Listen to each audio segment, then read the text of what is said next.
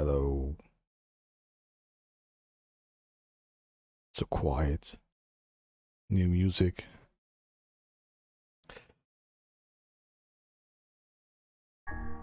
Today, wait, not new game. Continue.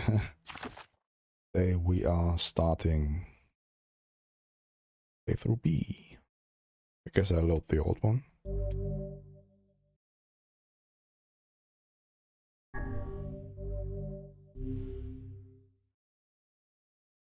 Should start playthrough B, I think.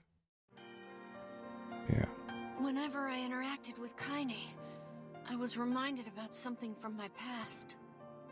Maybe my mind has been confusing her with my sister this whole time. Anyway...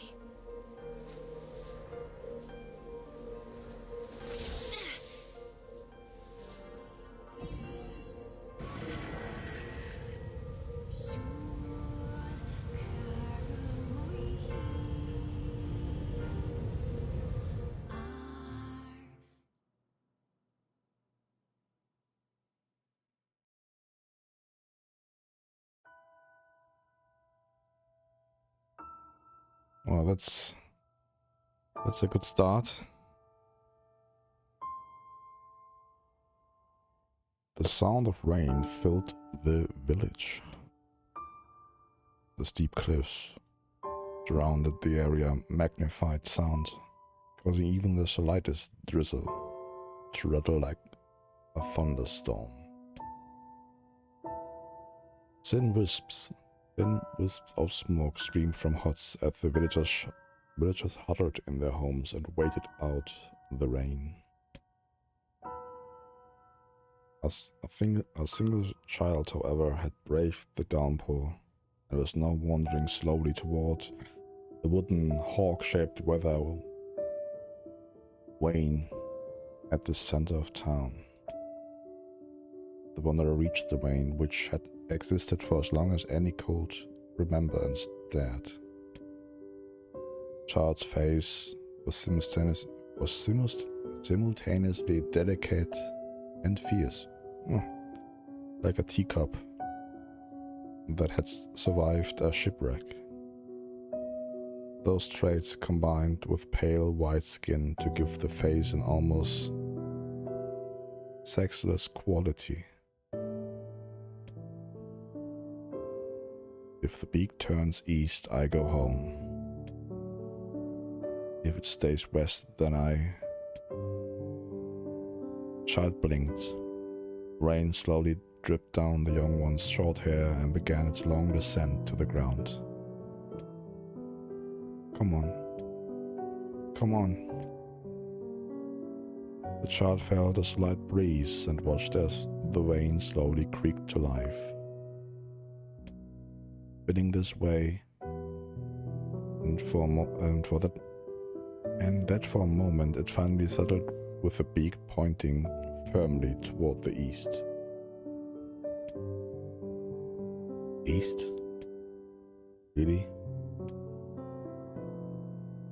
Before the vane could move again, a jagged rock came spinning and tumbling through the air, striking home against the child's head.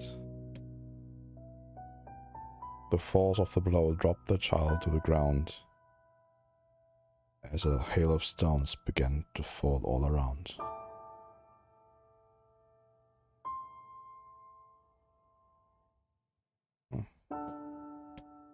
Oh no, they found me. A heartbreaking smile crept across the child's face as the stones continued their assault.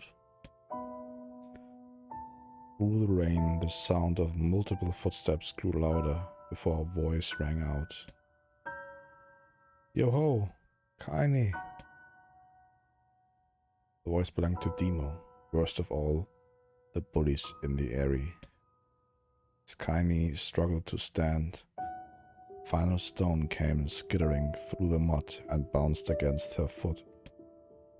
Blood oozed from a cut above her eye and blurred her vision, but she could make out the shapes of Demo and his usually gang of idiots.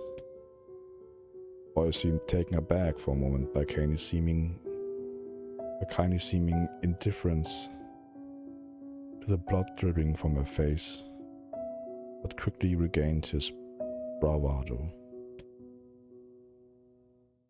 "What's up, freak? You like the rain? You like getting all wet? Or did you finally decide to run away from home?"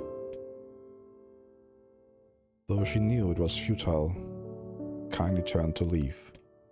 Before she could get more than a few steps, the other children scrambled to surround her, cruelty burning in their eyes.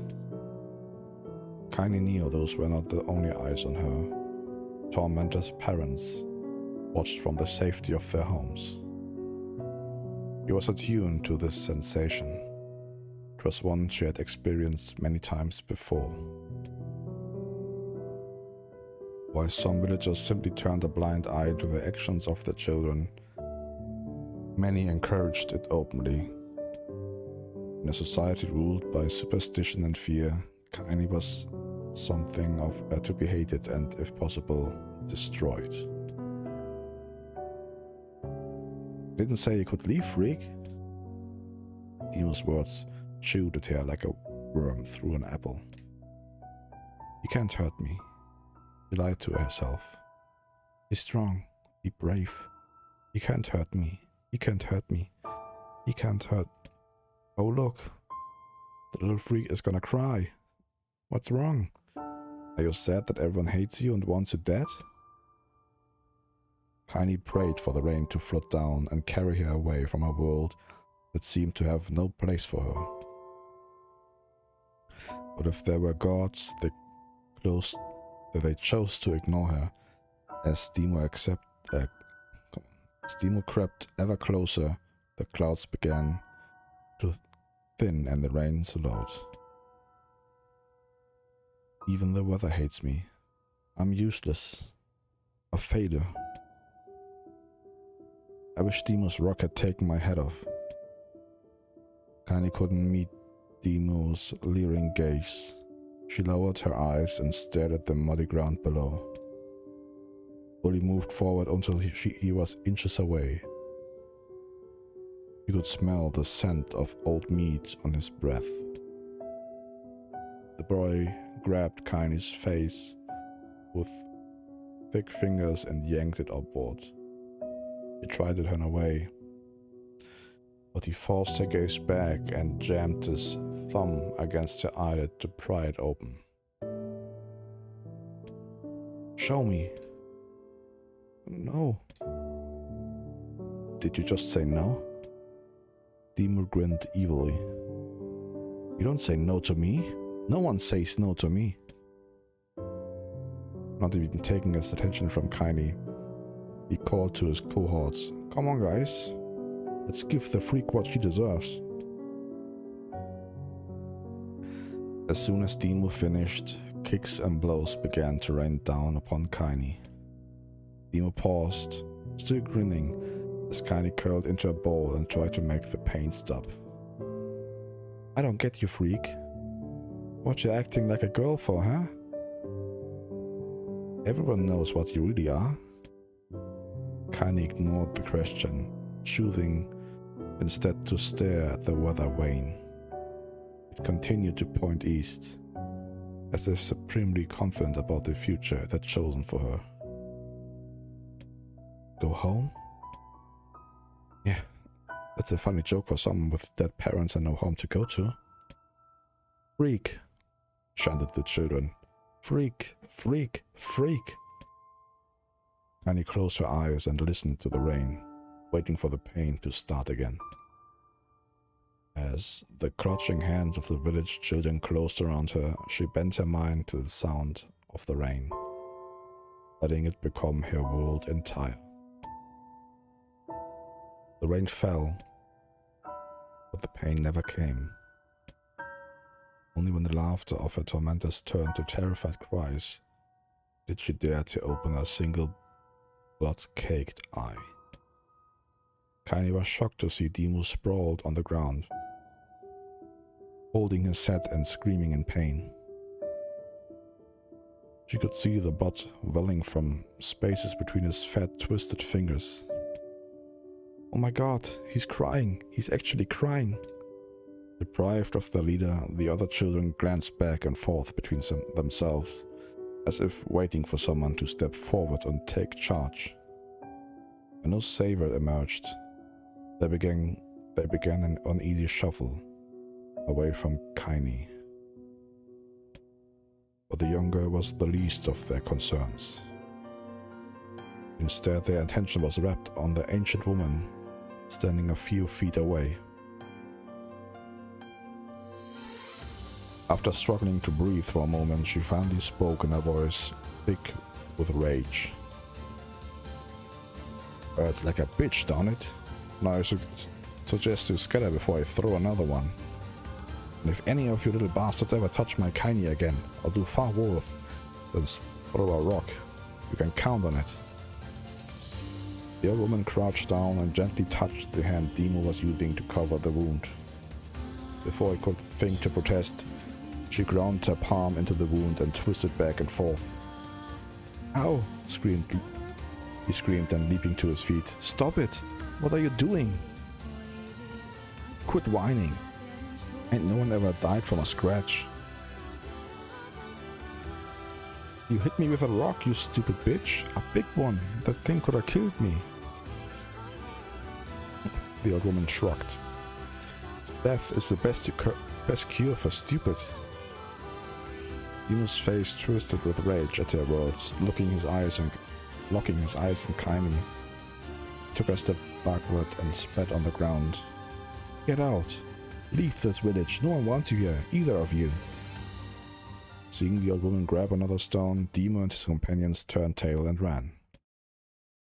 As they fled, the old woman grabbed her side and barked out a single laugh. Ha! Look at that fat boy go.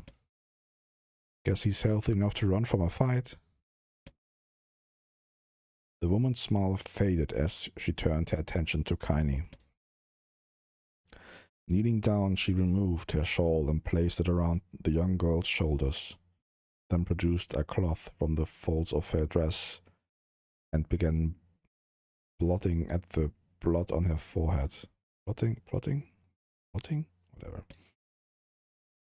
Oh, Kaini, she said. Why didn't you fight back? You're stronger than that lot. The words of her grandmother stung Kaini, and she turned away. Stung, actually. Don't be nice to me, she said. I don't deserve it. Nothing matters anymore. Tears held in check for so long, Annie began to fall on the muddy ground below. Everyone hates me. They think I caused bad things to happen. They think I'm a freak. I wish I was dead. As Kaini's tears turned to sobs, she felt her grandmother's hands on her shoulders. Despite her advanced age and diminutive size, she was a woman of surprising strength, and Kaini found herself unable to turn away. Don't talk like that, girl. It's a river wide and deep that flows between the realms of this world and the next, and it grants no mercy to any that attempt the crossing. You got a duty to fight until your last breath.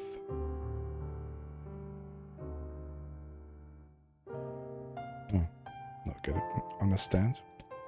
The old woman tightened her grip and tried to still the tremor in her voice. You know the pain of losing someone close to you, Kaini. You know because you survived it.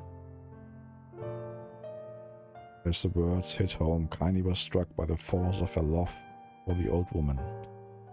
The young child, she didn't even know of her grandmother, but when her parents died, the woman quickly accepted her as her own. Grandma, as Kaini called her, was cunning, vulgar, and quick to violence. And their first few years together had not been easy. Sounds like Kaini. But with each year that passed, Kaini and her grandmother had grown closer. However, it was only now, sitting in the mud with tears and blood caking her face, that Kaini truly understood the depth of her affection. Here was a woman who had seen hard times, who had seen death, who had fought through all those things and somehow emerged on the other side. If anyone could understand Kaini's pain and loneliness, it was her. Do I make you sick, Grandma? Course not. Don't be an ass. Kaini drew her grandmother's moth-eaten shawl around her body and shuddered. But my body, it's not normal. If it was normal, then Mom and Dad wouldn't... Hush, interrupted Grandma. I'll not hear another word of this nonsense. You're my granddaughter, and I love you, and if folks have a problem with that, they can just go to hell. With that, the old woman reached out and placed a wreath of dried flowers in Kaini's hair. The skill it took to bend the flowers without breaking the stems or losing a single petal was remarkable. The beauty of it made Kaini want to cry all over again. Oh my gosh, these are lunar tears. Grandma, you made this for me? Huh. Lunar tears were legendary flowers. Most people could live their entire lives without ever seeing one. And yet your grandmother had somehow collected a dozen or more. Kaini reached up and touched the wreath as if she couldn't believe it was real. Where did you find these? Just stumbled on them while I was out doing the shopping. The old woman turned away as she spoke, leading Kaini to suspect that the search had been more difficult than she was letting on. The pains she took to construct the ornament, let alone track down the flowers and used in its construction, made Kaini's heart hurt. She reached up and gently adjusted the wreath, admiring the way it felt between her fingers. Didn't quite turn it right, said the grandmother as she squinted at it. These old hands have trouble with delicate work. But it sure looks good on a pretty girl like you. Kaini blushed and turned away. You think I'm pretty? Of course you are. What a fool thing to say. Thank you, Grandma. The grandmother smiled. We're gonna be fine, you and me, she said. As long as we got each other, we'll be just fine. Kaini took her grandmother's hand in hers, and the two of them struggled to their feet. As they began the long walk home, Kaini gripped the hand with all her might, as if trying to stop smoke from drifting away on the wind. The rain had stopped. Kaini stood beneath the weather vane, watching it spin in lazy circles, no longer caring about the direction it faced when it stopped. I don't need to escape. I have a home now. Grandma loves me, and that's enough. Even if it's us against the world. Kaini let her gaze drift up past the vane and into the cloudy sky. The last faint hints of a rainbow were slowly fading.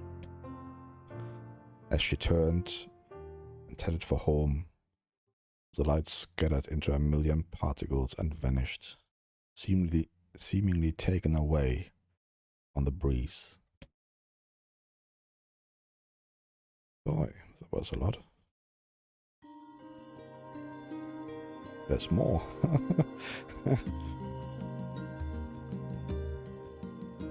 In the distance, Kaini heard the steady sounds of an axe striking wood. The noise had a purposeful quality to it, as if she was hearing a master woodsman go about his work. Firewood being produced, however, was as far from a work of art as could be. Pieces of every shape and size were being flung about a barren yard with wild abandon. Anyone trying to stack such wood would probably die of frustration before the job was through. Stupid piece of shit axe.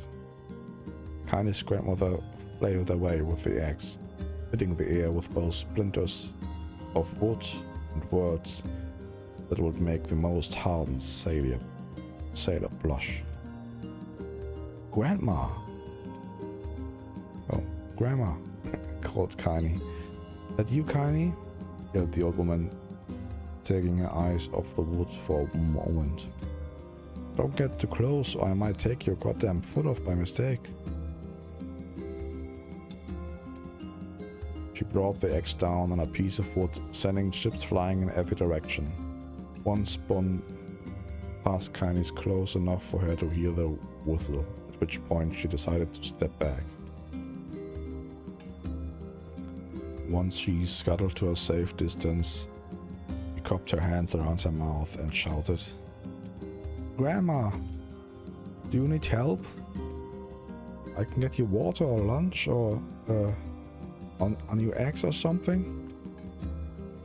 The axe poised to strike another wobbly blow, paused in midair. The old woman considered her granddaughter's offer for a moment, then smiled. "Tell you what, since I'm doing such a piss-poor job of chopping, why don't you come here and take over so I can go get the water?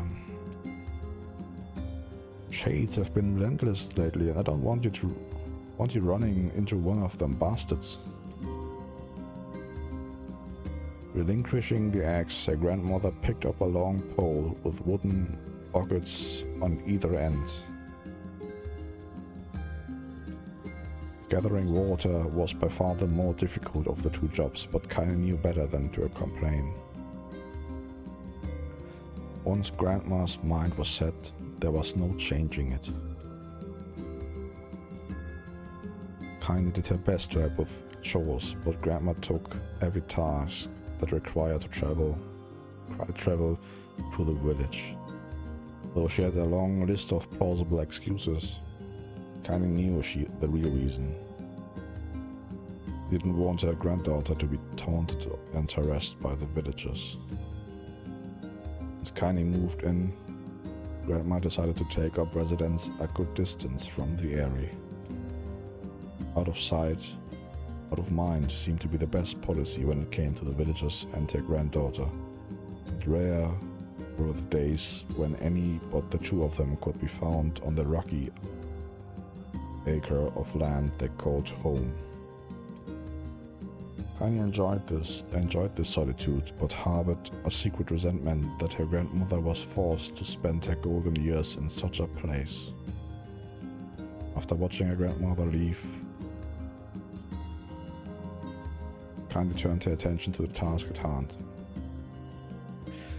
She had never chopped wood before in her life and soon discovered why the old woman hated the chore. Swing after swing of the axe produced only a tiny crack in the wood. When she finally managed to connect with a solid stroke, the tool embedded itself in the log and refused to budge.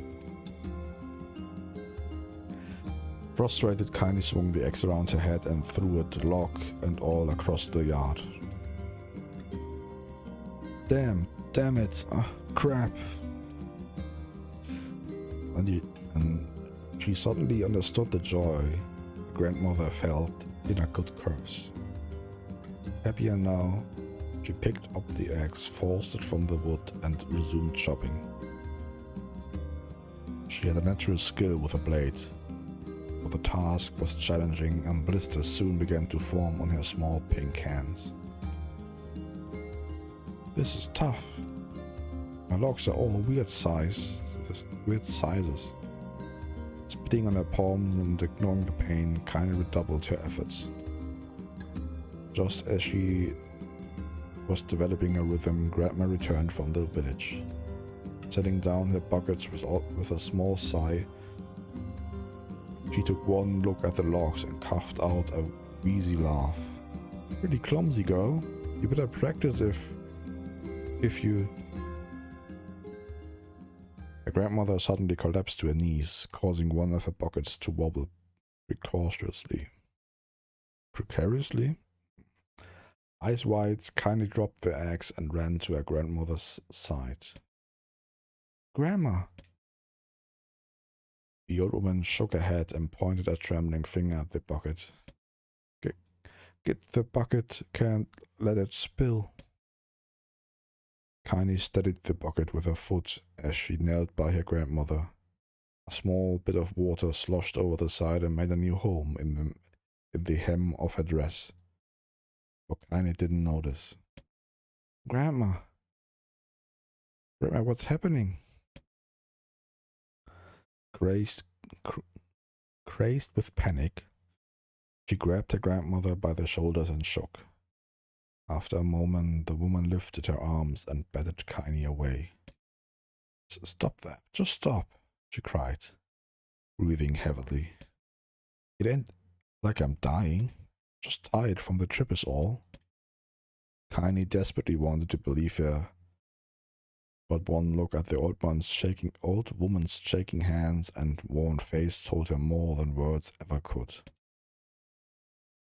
Her grandmother had lived a long, hard life, and it seemed the bill was finally coming due. The time when her grandmother watched over Kaine was ending, sooner than either of them had feared. The position would be reversed. Next morning, Kaine came to the side of her grandmother's bed and took her wrinkled hand. Grandma, you're sick. You need medicine. I'm going to the village. The old woman shook her head and tried to rise, but Kaine gently pushed her down. It's all right, he said. I'll be fine. The grandmother fixed her with a gaze that could melt steel. After what seemed an eternity, she finally lowered her eyes and sighed. Well, I don't like it, goddammit. But I guess I should quit being so stubborn and let you grow up. The old woman watched as Kaine strapped on her boots and made her way down the road to the village. Hours later, as an unseen sun made its way across a dark, rainy sky, she was still watching. Kaine moved at a brisk pace, checking her pockets every few minutes to make sure the money her grandmother gave her was still there. Every noise caused her to spin on her heels, making sure she wasn't being stalked by a shade or worse, Emo and his gang. But she encountered neither tormentors nor shades and Kaine finally found herself at the entrance to the village. A few adults she could see glanced sideways at her, then muttered to each other behind raised hands before slinking away into the shadows. Heart racing, Kaine took a series of rapid shadow breaths and tried to calm herself. I have to prove myself. I have to help Grandma. I have to be strong. She chanted those words to herself over and over as she slowly made her way. Finally, her eyes settled on a rotund older woman who was angrily waving her arms in the air and telling anyone who would listen exactly what she thought of Kaine's presence. Hey lady, said Kaine with a bravado she did not feel. Where's the apothecary? There we go. The woman's flabby cheeks shook in the bewildered anger. How dare this thing speak to me? They seemed to say. But Kaine saw her eyes held a different emotion. Fear. Yeah, we're both scared, lady. Trust me on this one. Which way? Kanye repeated. The woman pointed at a small building to her right before hitching up address and stumbling off in the other direction.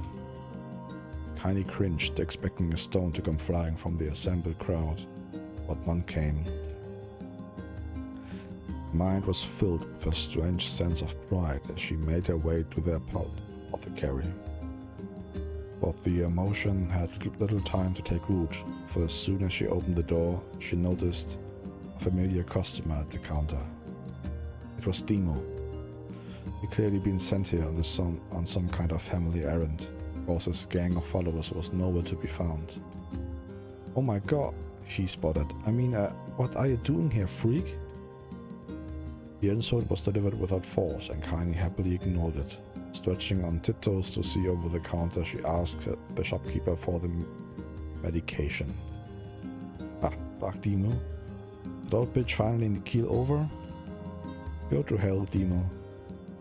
The boy's eye grew so wide they seemed ready to fall out of his head, but before he could let fly a comeback or worse, a punch, the apothecary told them to knock it off before he kicked them out of the store.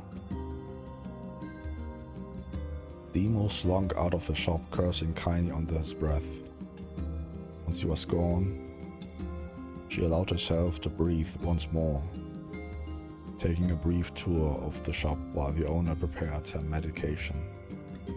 Countless tiny bottles filled the cramped store, each with a label written in some indecipherable language.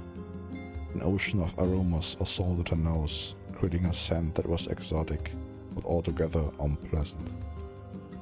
Seeing such a variety of supplies gave Kanye a sense of peace. Surely in a world so vast there would be a place she could call home. On the far wall behind the counter rested a portrait of a stunning young girl. The picture had once contained bright, vibrant colors, but time had worked its cruel magic and they were beginning to fade. The beauty of the work, however, remained undiminished. "You like that picture?" Kanye turned to find the apothecary with a small vial of medicine in his hand. His eyes were gentle but sad, and they seemed to stare through her and into nothing as he spoke. "It's my daughter. I sketched it when she was just a little girl. She's been dead a long time now." Kanye didn't know how to respond. She just stared at the portrait and tried to come up with the right words. "Pictures are wonderful things," continued the shopkeeper. "They let the ones closest to you live on forever." He shook his head slightly, then looked down at Kanye and smiled. Handing her the medicine, he reached into his sizable green apron and produced a handful of old wax crayons. "You should have these. There's no one left that I wish to draw." Kanye took an instinctive step back, causing the shopkeeper's face to darken. "Yes, I've heard the rumors about you," he said. "It's a small village. The word travels quickly. Between you and me, I'm not sure which of them to believe, but I also don't think they matter much. I know your grandmother, Kali. And I think the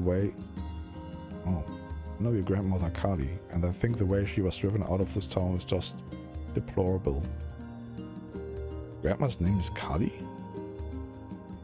thought Kanye suddenly. She was still mulling this new fact over in her mind as she reached out and gently took the crayons from the apothecary's hand. "Your grandmother is an old friend of mine," he said as Kanye scooted away yet again. "And I owe her much. I wager she would like it if you drew a picture of her." "Yes, I think she would like that very much." Kanye murmured a quiet agreement, but inside her heart was bursting. Never before had a villager treated her with anything but complete contempt. It was a tiny, almost imperceptible step, but it was a step nonetheless. And with enough tiny steps, she might one day discover the rest of the world. When Kaini returned home, she found her grandmother asleep in her bed. Her feet were blackened and raw, even bleeding a bit in places, leading Kaini to think that she had been pacing around the room until exhaustion finally caught up with her. She placed the medicine by her grandmother's pillow and turned to leave. She found the old woman's hand clasped around her arm. "Back already, are you?" asked the grandmother with a yawn. "Come here. Let me have a look at you." Grandma sat up and examined Kaini from head to toe. Finally satisfied with that nothing terrible had befallen her grandchild, she leaned back and allowed herself to relax. "Well, how was it? Those bastards give you any trouble?" "It was kind of fun," said Kaini with a small smile. "No, seriously, it was." "Fun, eh?" asked the grandmother in a voice which implied she believed anything but. "Uh-huh. So anytime you need me to run an errand, just let me know." As she spoke, Kaini removed the crayons from her pocket. With a brief explanation of their source, she informed her grandmother that she was going to sketch her portrait. "A portrait of me? Ridiculous. No one wants to stare at a wrinkled old crone." "Oh, Grandma, it'll make you live forever." "Oh shit," said her grandmother, throwing back the sheet from her bed. "Living forever would just piss me off. Now, put those crayons away and help me with dinner." Kaini would not relent, and in the end Grandma found herself leaning against the wall of the house as if posing for a master artist. Kaini took up the crayons, eyed her subject carefully, and set to work. Just as her grandmother was about to nod off, Kaini finished the piece. After staring at it for a bit, she released it from her grip and let it slowly drift to the floor. "It's terrible. It doesn't look like you at all." "I'm sorry, Grandma. I thought these crayons would, make drawing easy or something." The old woman's eyes narrowed at her granddaughter's disappointment. "Let me be the judge of that," she said, ignoring the pain in her back and reaching for the paper. The sketch could have been a person's face. It also could have been a boulder, a lump of clay, or an incredibly misshapen loaf of bread, all rendered in a chaotic array of colors.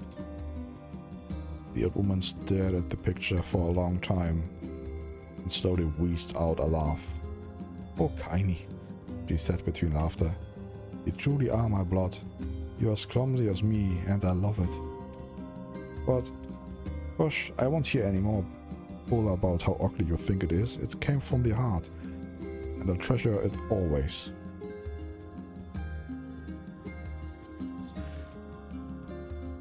I'm gonna have to check picture still in Kaini's.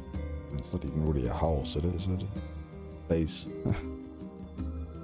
Gonna have to look for all the stuff we're reading about here. True to her word, the old woman gave the picture of a place of honor above the kitchen table. In the days that followed, Kaini would often catch her staring at the portrait with a strange smile on her face, an action she interpreted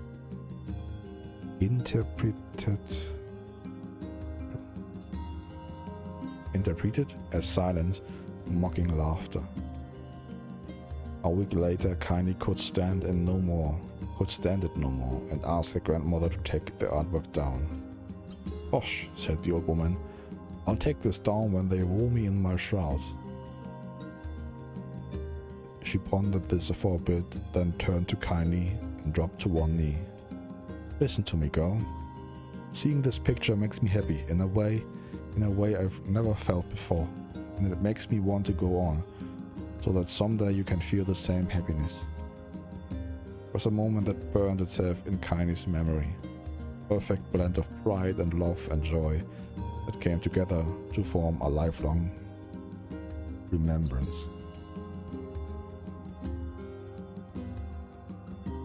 She swore to never forget this moment, to never forget the old woman who had made her place in the world possible.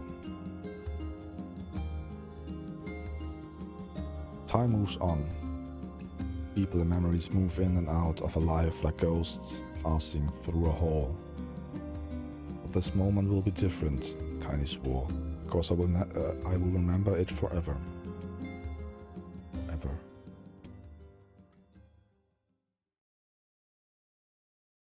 So much to read.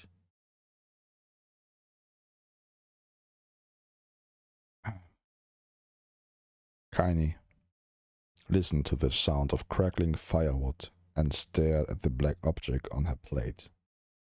She'd been pushing it around the wooden disc for a good 10 minutes, ignoring the bemused stare of her grandmother. Finally,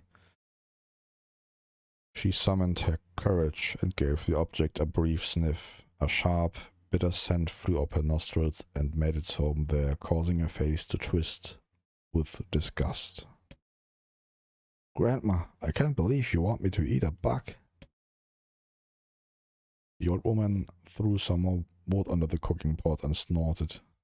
"It's no bug, you fool girl. It's a berry. Why the hell would I be feeding you bugs?" "Yeah, well, it sure looks like a bug," said Kaine, "and I think it's burnt or something, because it smells terrible." With that, Kaine held her nose and threw the berry in her mouth, chewing as little as possible. "Oh yeah, that's terrible, all right." "Why, you little brat," laughed the old woman. "Look at the sass on you. You've been spending too much time with me, and that's a fact." 5 years had passed since the moment when Kaine's grandmother saved her from the bullies. As is often the way with two stubborn people, their relationship had grown in fits and starts, but moved forward all the same. Meals that used to be somber affairs were now filled with laughter and hurled abuse in equal measure. Kaine could not remember a time when she had been happier. As the years went by, Kaine started to shoulder more and more of the daily responsibilities. Her grandmother's legs grew weaker by the day, and she could no longer do many of the chores she used to take for granted. And so this morning found Kaine lacing up her work boots with a breakfast of burnt berry rolling through her belly. Berry and belly.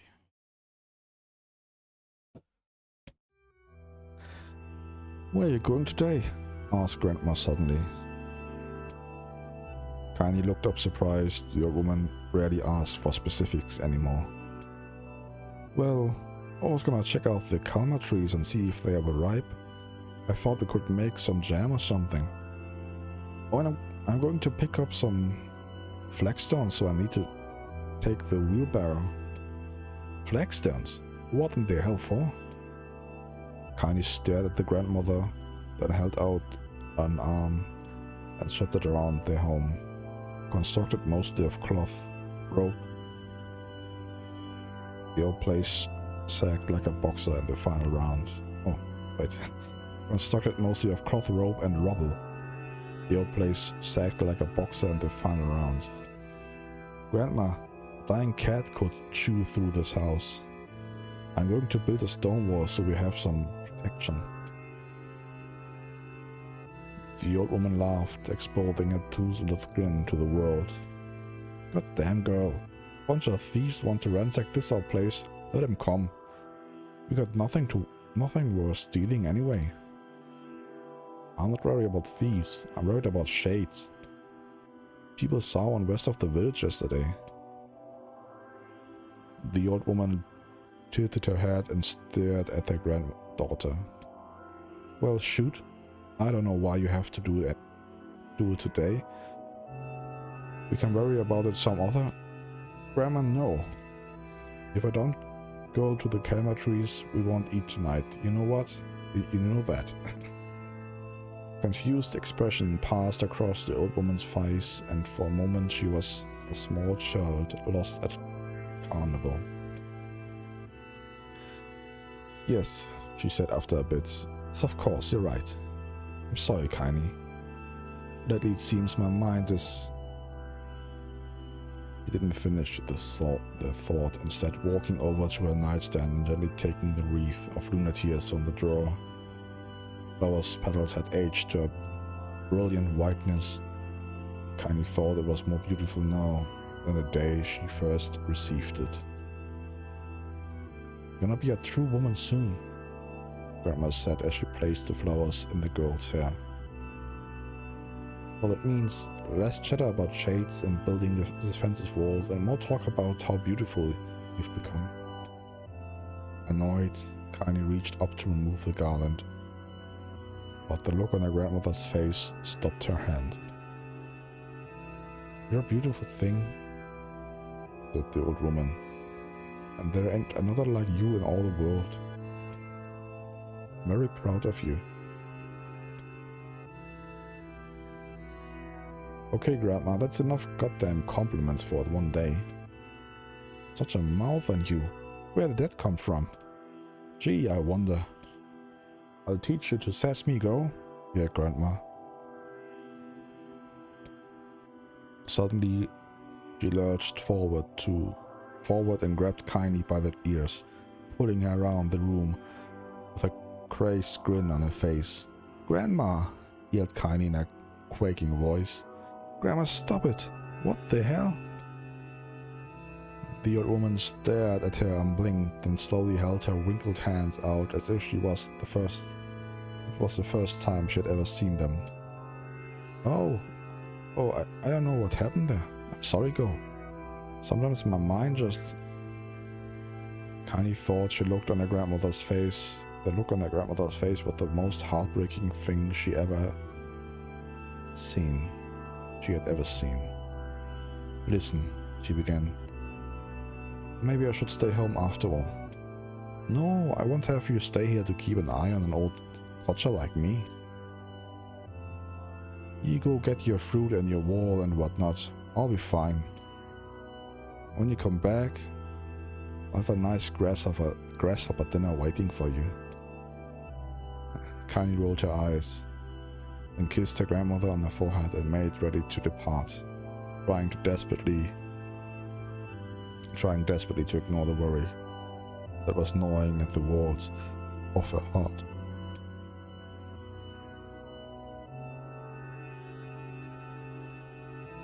Kaini could feel the old woman's eyes watching her as she moved down the path. Don't turn around, she told herself. But in the end, the temptation was too great. She spun on her heel for one final look and saw a small, bent woman standing in front of a ramshackle hut with a sad expression on her face. Gods, she looks so old now. It's like the wind could reach down and just carry her away. Kaini worried about her grandmother all day, causing her work to suffer. What little fruit she could collect was tossed carelessly into the wheelbarrow, and she only found a couple of stones before losing interest in the project. Finally, as dusk approached, he decided to call it a day. Cursing herself for the lack of focus, Kaini pushed the nearly emptied wheelbarrow back down the path. As she crested the final hill, she suddenly froze in place. The wheelbarrow fell from her fingers and collapsed on its side, sending a few pieces of wrinkled brown fruit rolling back down the hill.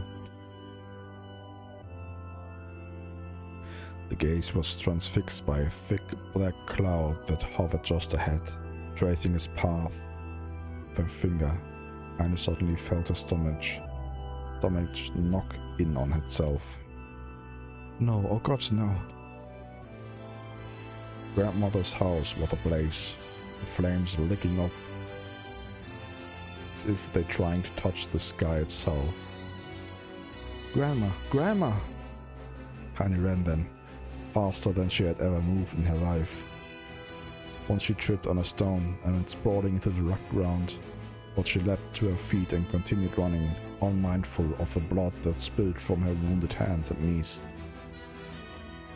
As she got closer and closer, Tiny's mind began to race in time with her footfalls. It's too dark, not just fire. Can't be fire, too much smoke. Gotta save her. She burst into the front yard and came to a sudden halt. The worst suspicions confirmed. The smoke from the fire was mingling with this thick, inky blackness of an enormous shade. The massive creature supported itself on the three twisted feet and achieved balance through means of a large armored tail. Scales, horns, and claws sprouted from its body in a random, chaotic pattern, giving it the appearance of a lizard designed by some insane god. Seeing Tiny, it let out a roar and flicked its tail, sending small whirlwinds spinning around the yard. For a moment, the creature retreated into a shimmering, inky blackness, as if her mind was unable to comprehend that such a thing could actually exist.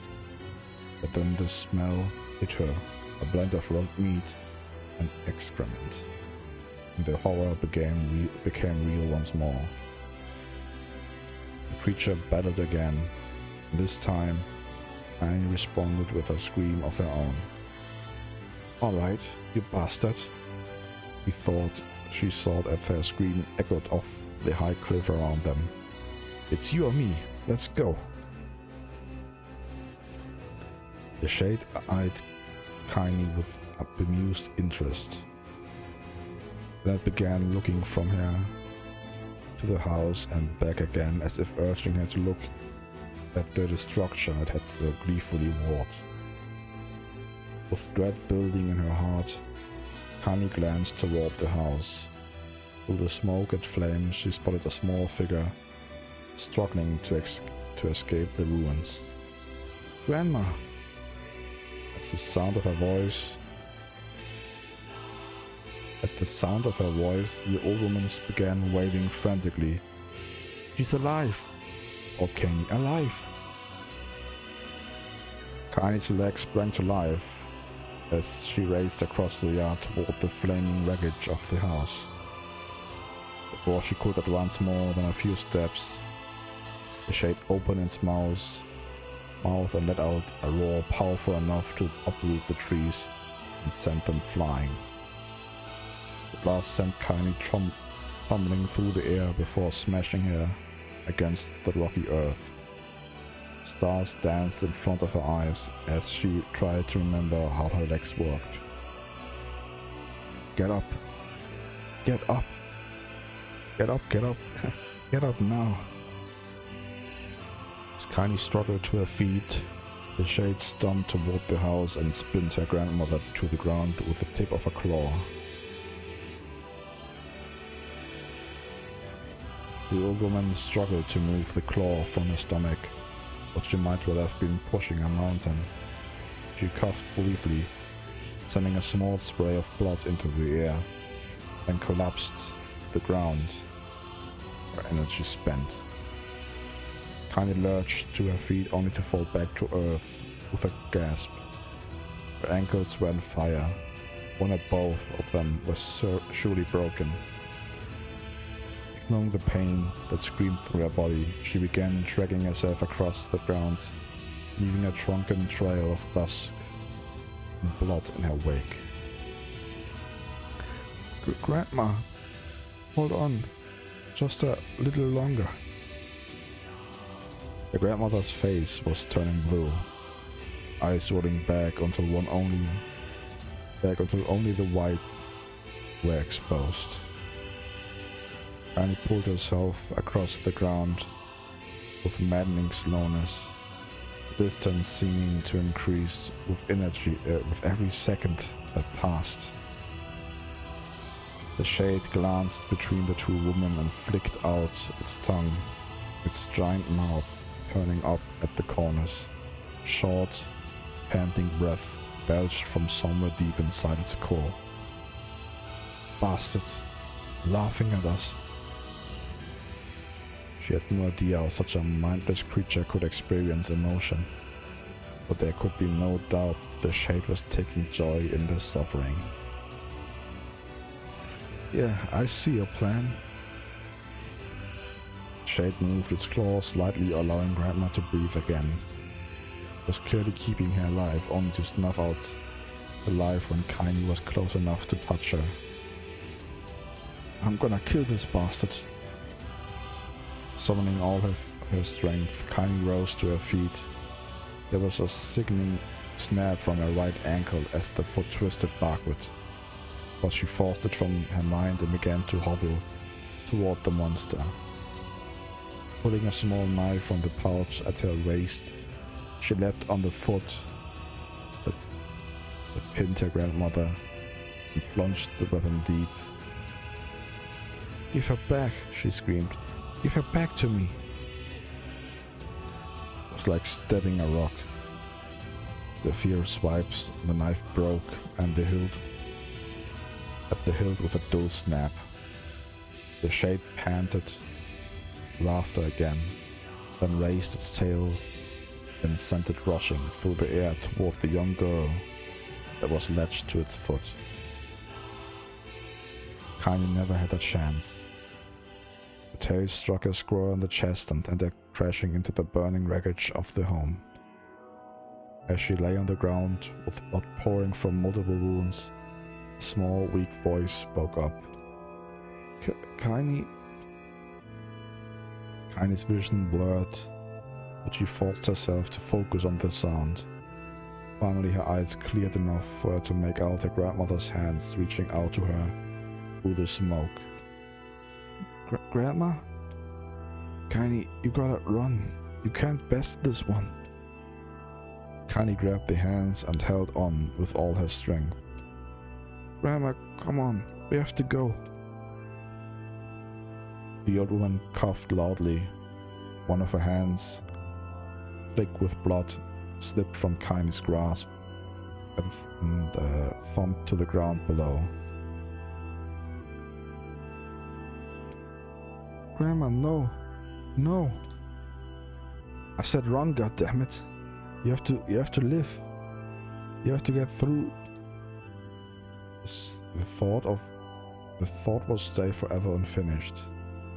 Before she could say another word, the shade's claw foot descended, smashing through the remains of the roof and down upon the shattered figure of the old woman. Blood oozed from gaps in the creature's toes as the terrible putrid smell assaulted Kaini's nose once again. She stared at the foot, dumbfounded, convinced that what she was seeing could not possibly be real. The creature finally lifted its appendage, all that remained underneath, with a twisted, unrecognizable mass of rubble and red. Her grandmother was gone. Kaini blinked, trying to feel the hands which had been in hers just a moment before. For a fleeting instant, he could remember the warmth of that embrace, the trembling of the fingers, but then the sensation drifted away and the breeze was gone.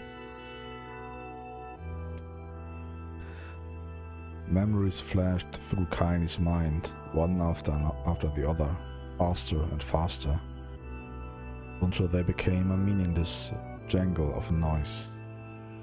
Kaini screamed then, a thunderous sound that echoed off the cliffs and seemed to roll away forever.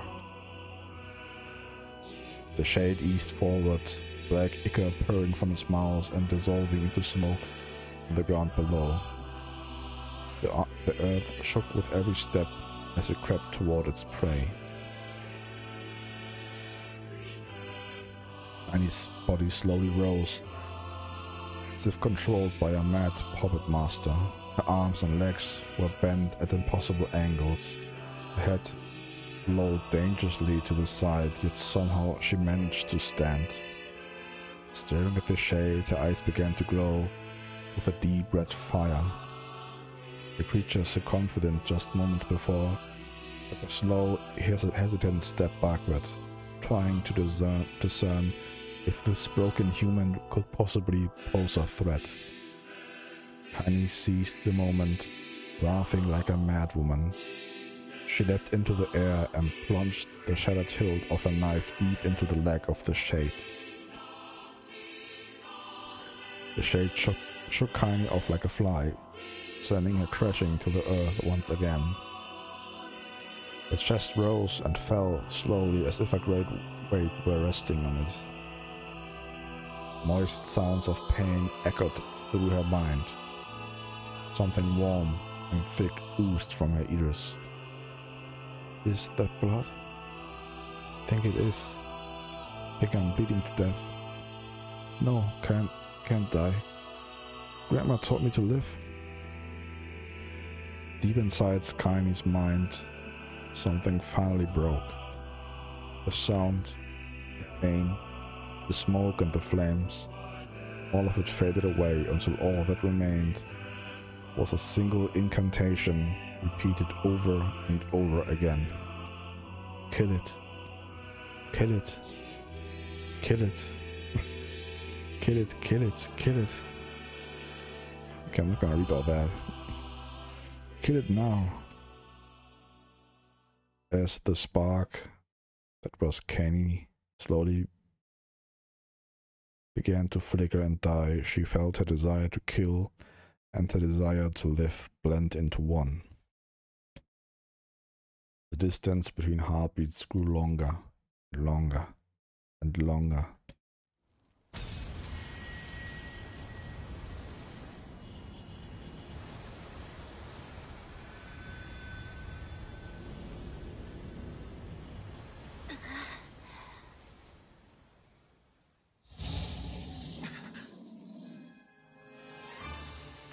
The beast approaches. Oh, I know. Boy, man. A lot of reading.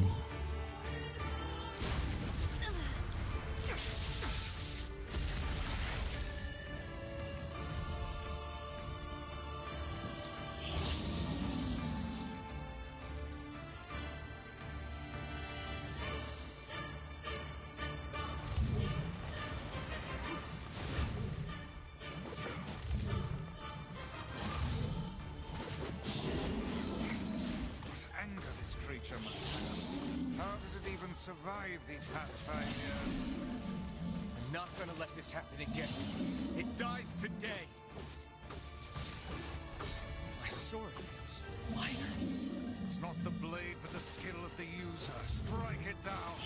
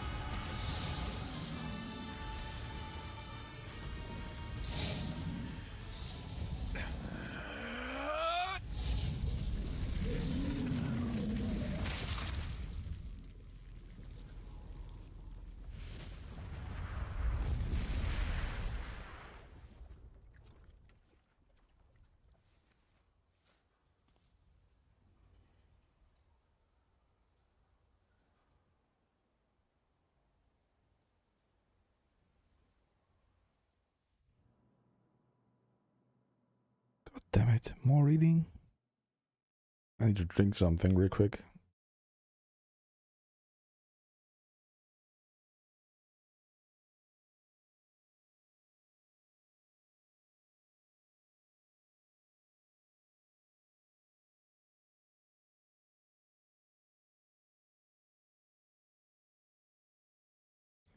How much more reading is there?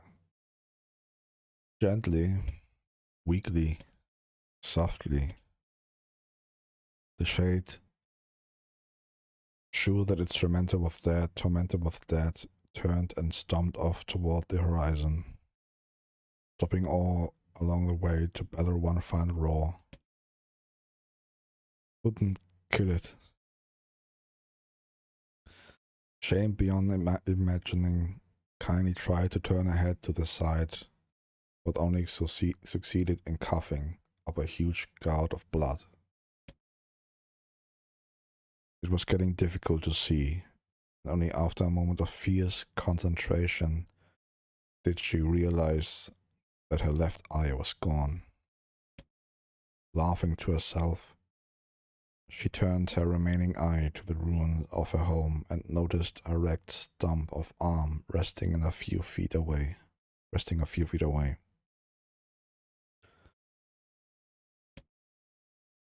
Yeah, that's mine, he thought with a mad giggle. This is gonna make clapping a real bitch.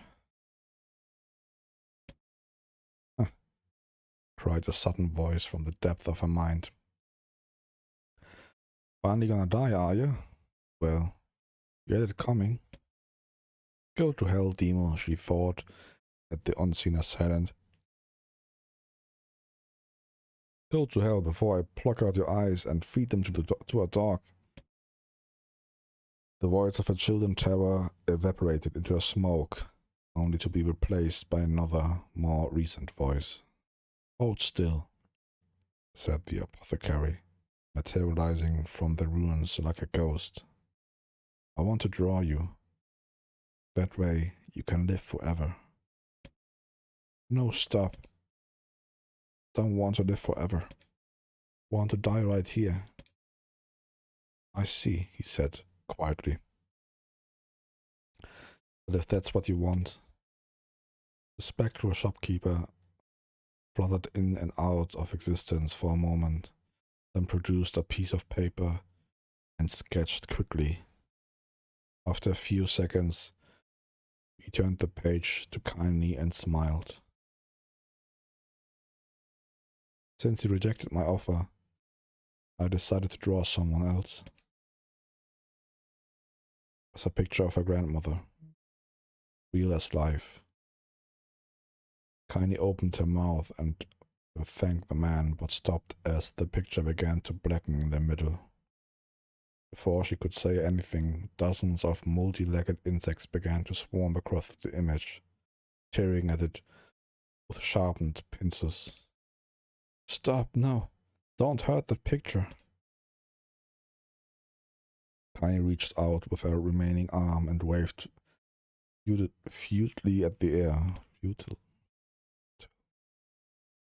Whatever. To her surprise, the insects fell off the picture and to the ground below, where they vanished into tiny black tendrils of smoke. Relieved, Kindly turned her good eye back to the picture, only to open her mouth in a silent scream. The sketch now showed her grandmother as she truly was. Smashed, unrecognizable lump of nothing. The apothecary smiled, then broke into a jolly dance. See that? He cried as he danced his jig. It's perfect now. She looks just like you. Uh-huh. I look like that? Oh God. Oh God, I'm gonna die. I'm gonna die. Drowning in despair, Kindly laid her head back in the mud and smoke of her ruined house and waited for the end to come. But just before she let everything go, an unfamiliar voice began whispering into her ear. Ain't you got a wish, sunshine? The voice was vulgar and fierce at the same time, as if insanity had somehow found a way to take form. Kindly wanted to scream as the voice crawled under her skin. Her lungs refused to work. You know, a wish? Like a prayer or something? Why don't you get on your knees and start praying to heaven?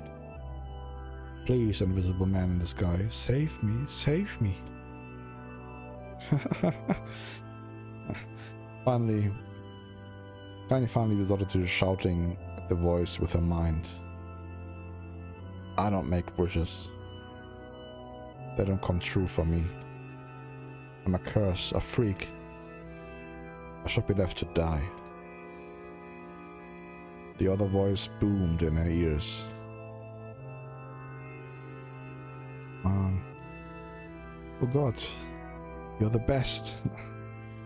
Kenny glanced down and saw a black, shiny substance oozing from her legs. She tried to brush it away, but her remaining arm would no longer respond. The substance slowly crept around her feet and then began moving up toward the rest of her body. Is this death? Is this what it's like? Or is her mind just losing itself? She could feel the slime oozing upward, feel the hot, searing pain it left in its wake. Whatever else might be happening, she was still alive. This was real. Come on, said the voice. Let it go. Kindly tried to ignore the voice and concentrate on the pain, but the newcomer would have none of it. Don't ignore me, sunshine. You're ready to give up? Ready to die? So why not let me have it? Have what? Your body. Come on, give it to me. Give it to me. I want to stand on the ground, feel the rain, taste the wind. The voice paused, as if licking its lips. When it resumed, it was filled with mad, unabated joy. And I want to take your hands and use them to choke the goddamn life out of people. I want to tear out their throats and bathe in the blood, just like before. In response, Kanye shifted her head and vomited. The warmth of it crept down in front and mingled with the pain of the encroaching black ooze. Are you a shade? Huh? Maybe. What of it? Slime reached her face, crept up past her nose, and slowly oozed into the socket of her missing eye. The moment it touched her brain, Kanye was struck by the most powerful sensation she'd ever felt in her life. It was ecstasy. She wanted to scream with delight, but all she could manage was a small, whispered moan. "Feels good, don't it?" asked the voice with a chuckle. "Yeah, what can I say? I know how to please the ladies." "Now, give me that body. Come on. Give me that body and I'll give you more of this feeling. It's a fair trade." A black lump began to protrude from Kanye's side as she watched it grow longer and thicker, eventually taking the form of her missing arm. "I can see better," she thought. "My eye must be growing back too." The slime reached up to envelop the rest of her face, but she managed to brush it away. "Stop," she whispered, marveling at how she had regained her voice. "Stop." The black ooze hesitated, as if considering this request, then quickly shimmered down her body before disappearing in a cloud of smoke. "Ah, what the hell, sunshine?" Okay, let's scream. "Ah, what the hell, sunshine?" screamed the voice. "We had a deal. I thought you wanted to die." Grandma said, can't die yet. A brief image of her grandmother, bloodied and broken, flashed before her eyes. She saw the shade that killed her and heard its mocking laughter, then closed her eyes and forced the image from her mind. Her whole body was quaking with rage. When she opened her eyes again, they burned bright red. That thing took my grandmother. I have to kill it before I die. Kaini glanced down and saw a mysterious pattern of the shade, burn itself into her left arm. Well, I'll be damned, said the voice cheerfully. Look at that, Sunshine. I think you and me are gonna be good friends now. Kaini stared intently at her arm. The more emotional she felt, the more the letters seemed ready to puncture her skin and begin infecting the rest of her body. The arm clearly had a will of its own now. Stop. Gotta stop. Holding her left arm in her right, Kaini took a deep breath and tried to calm herself. Come on, don't fight it, pleaded the voice. It's my favorite dish, and I'm hungry. Let it go. Feel the anger. Burn with the fire of revenge. Thirst for blood. Then go out there and... Shut up! Shut up and get the hell out of my body. Your body? Oh, that's rich, Sunshine. Real rich. Look, why don't you just up and die? So I can have this body all to myself? What do you say? I bet those buddies of yours in the area would love to see you dead. Kaini grabbed a nearby shard of glass and tried to saw off the shade, infected portion of her side. Before she could, her darkened left arm grabbed the right wrist, crushing it.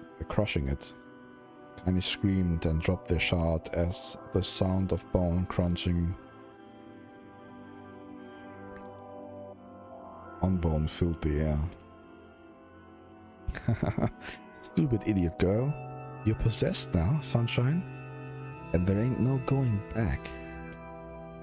The voice laughed again, a loud, long wail that seemed to go on without end. Possessed? Whispered Kaini. Yeah, possessed, you and me. We got what you might call a timeshare arrangement. Remember how folks used to think you were a freak? Well, till they get a load of you now. Kaini looked up, tears in her eyes. The sky seemed smaller somehow, darker. Is this because of that shade? Is this how they see the world? So, listen, heard the voice. I know this whole possession thing seems a bit sudden, but it ain't all bad. There's plenty in it for you too. I'm a very powerful creature, Sunshine. No, and now that power belongs to you. You got enemies? People you wanna kill? I can make it happen. That little fat kid who kept picking on you? That big old shade that squashed your granny? Well, we'll wrap him up in their own assholes. No more abuse for you, Sunshine. No more pain. Wait, said Kaini. Your shade. Why would you help me kill another shade? What, you think I'm some kind of racist? Some killing snob? I don't give a goddamn who you murder, honey pants. I just want to drink from the well. Kaini considered this as she struggled to her feet, the power of the shade coursing through her. The smoke from her house was drifting away with the wind, and she enjoyed the way the cool evening breeze felt on her new left arm. After a long pause, the voice spoke up again. So, how about it? You and me. Could have some good times together. Look, I'll even take care of the bloody part if you don't want. Fuck off, asshole. muttered Kane. I'll handle the killing. Oh, the bloody part, not the... Okay. Screamed the voice. Look at you go. Oh, sunshine. We're gonna have so much fun. So listen, my name is Tyron. If you ever need me, I'll just be hanging out in this piece of meat you call a heart. Now get to it. The more you kill, the more your heart turns rotten and sour. And I like rotten and sour. Kaini found herself nodding at the voice. Yeah, he said. Yeah, I think this can work. I'm gonna find that shade, and I'm gonna strangle it with its own guts. When I'm done, I'm gonna do the same to you, Tyron. Count on it. Laughed Tyron. I've shit bigger than you. So good luck with that. Oh, and hey, one more thing. Right now, you and me are sharing this body. But if you ever run out of hate, if you ever, go soft, then I'm gonna take over everything. So keep on killing, sunshine, and watch your back. The voice grew fainter and gradually faded away, fading to somewhere deep inside Kaini herself. Kaini waited until she was sure the voice was gone, then waved her new left arm around a few times. Feels perfectly normal, she thought. Feels like mine. Desperately, she began poking and prodding at the new limb, determined to find something wrong with it. She didn't want it to feel normal. That would mean the creature inside her had already won. I'm not a shade. I'm Kaini. Repeating this mantra in her mind, she slowly began digging through the rubble of her house, being careful to ignore the certain red-stained spot in the corner. Finally, after what seemed like an eternity of heartbreaking work, she found what she was looking for. With the wreath of lunar tears. Though it had been through hell and back, the garland's petals were as bright as ever. Kaini started to place it in her hair, and slowly lowered the wreath and stared at it. I'm sorry, Grandma. So sorry. But I don't deserve to wear this anymore. I'm possessed, corrupted, a freak. And this time, I don't think there's any going back. Holding the flowers to her heart, Kaini fell to the ground and sobbed. As night gradually lightened to dawn, and the people of the area aroused to their daily lives, she remained in that position, as if tears could somehow wash away the horror that now infected her world. Alive. Stay alive. Boy. Stay alive. Grandma. Kaine, you gotta live. You gotta come back to us.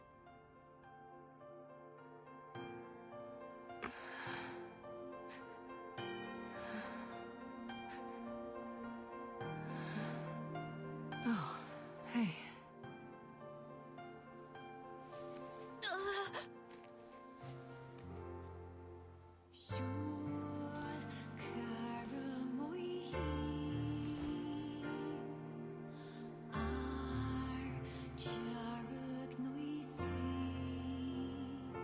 Emil, you were the one calling me, weren't you? You still recognize me? Of course. I knew you right away. Thank you, Kaine. Welcome back, Kaine. Wow, you grew up. So, how long has it been? 5 years.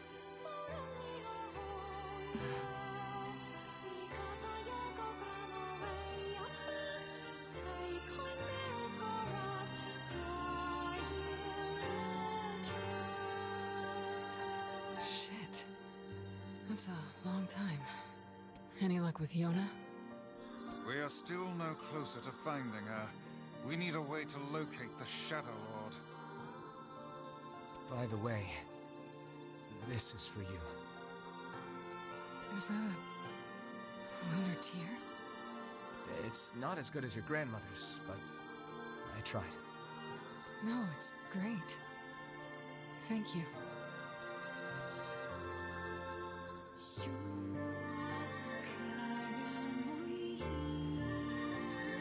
Kaine waking from her long petrified sleep.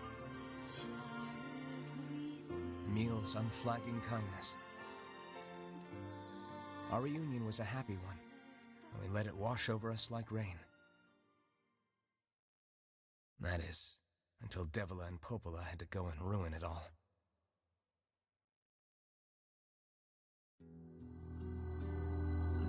Are you kidding me? You can't be serious. Man. I hope we're done with reading. There can't be much more, if anything, really. Please try to understand.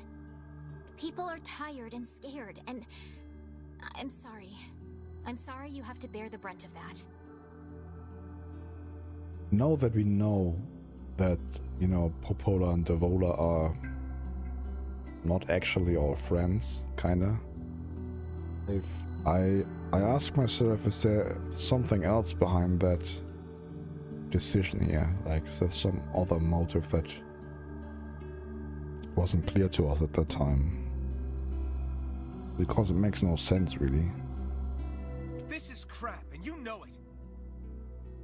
It's okay. We can sleep outside.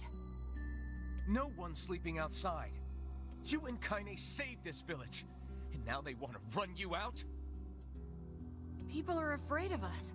And really, I understand. I mean, look at me. As long as you're still with us, I can deal with it. Right, Kaine? I'm used to sleeping outside. But We'll see you later. Sorry about this.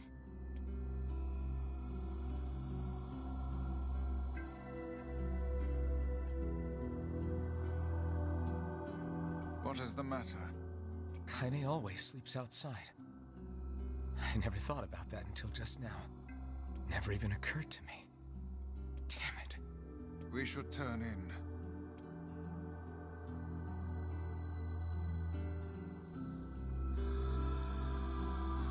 I didn't get much sleep that night. For the first time in my life, I hated Devila. For the first time in my life, I doubted Popola. But those feelings are pointless in the end. They said and did what they did for the sake of the village. To protect it from the horror of the Shades.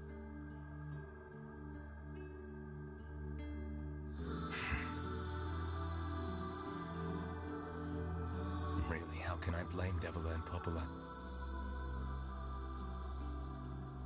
In the end, I'm just as bad. Because I never once stopped to think about Kaine and Emil's situation myself.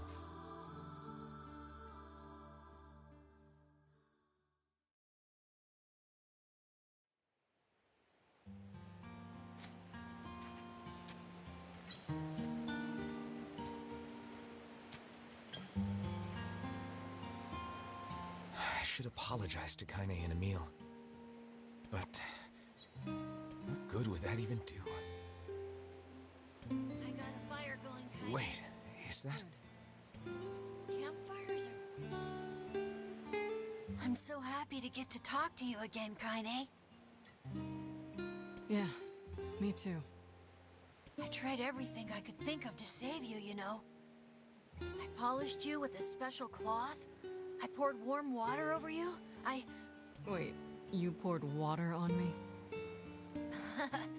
Yeah, but it didn't really do much except make you all shiny.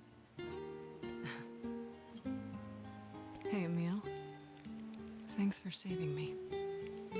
I guess you noticed how I look different now. I'm sorry, Emil. I'm sorry for all of it. Well, I mean, this new form isn't all bad, you know? At least I can look at you when we talk, right? Hey, so why don't you tell me something about yourself? I'm not very interesting. Sorry. Come on, I just want to know you better. Please? Fine. This all happened when I was a kid, before the whole shade possession thing. My body is different. And when the villagers found out about it, they started treating me like a freak. But one person, my grandmother, accepted me just as I was. No matter how bad things got, she gave me the strength to keep going. She's really special to you, huh? Yeah. Oh, hey! That gives me an idea. Since we cured your petrification, we should start looking for a way to cure your possession in my body. I know we can do it if we all work together. Heck, it'll probably be super easy. Let me guess. More warm water? Okay, can we just forget I told you about that?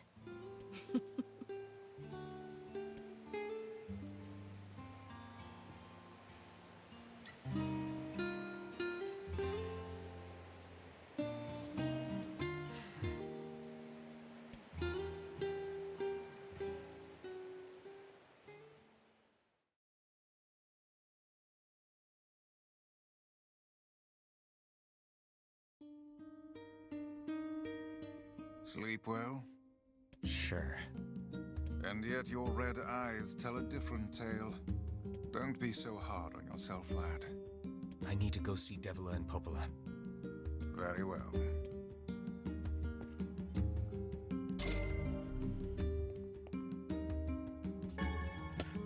Oh, that was nice. Oh.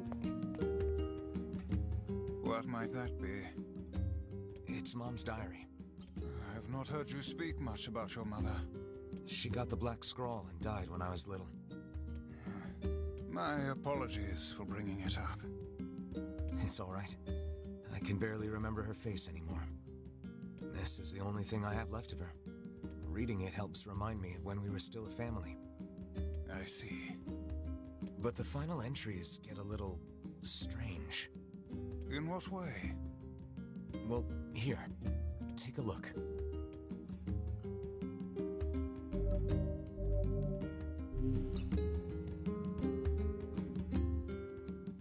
Say there.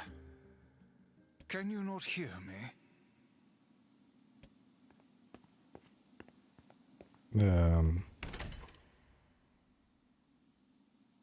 Why are you standing about like a slack-jawed ninny? Sorry. Felt like I was dreaming or something. Sleeping on one's feet is quite the talent indeed.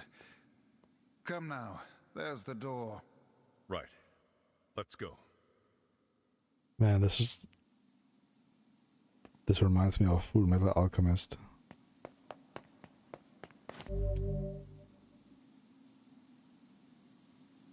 Oh boy, let's look at the clock. Good luck. Half an hour left. Yes.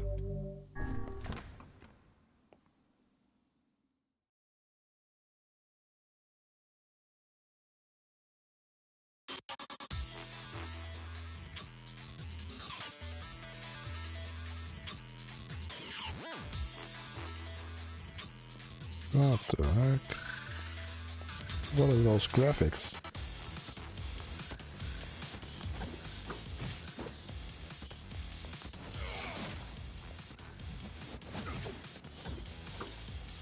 $16-bit or something. Alright, but I got magic actually.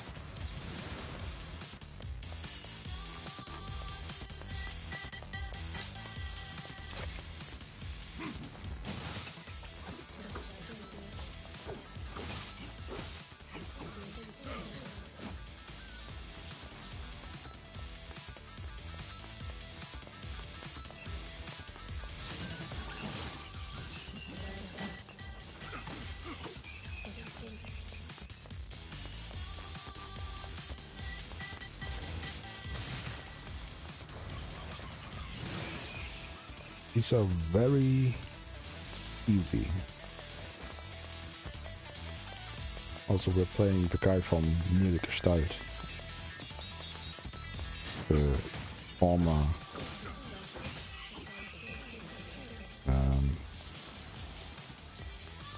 well, West version of this game. I think back in the days when this game first came out, there was two versions. One had the brother, and then in the you know, European version you played the father. Yeah. Read about that when the remaster came out.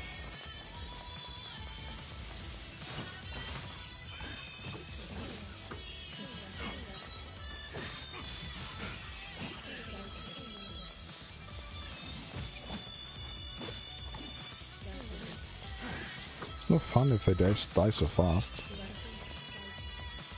At least let me do one combo.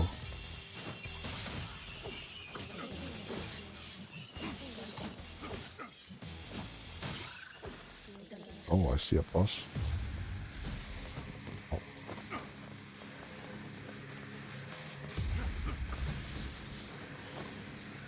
Now please shoot those.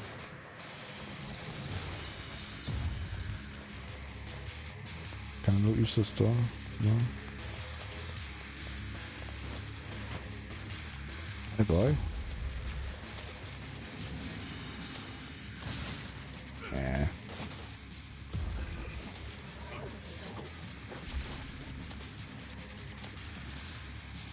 I'm too OP. Taint medicinal herb. Oh.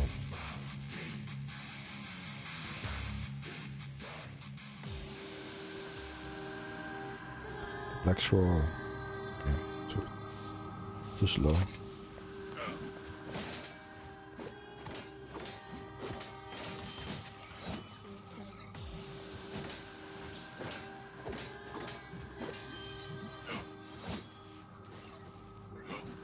Those 16-bit graphics though.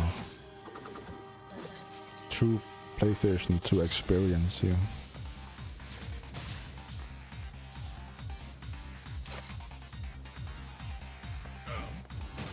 If it was even 16-bit, maybe it's even just 8-bit or so.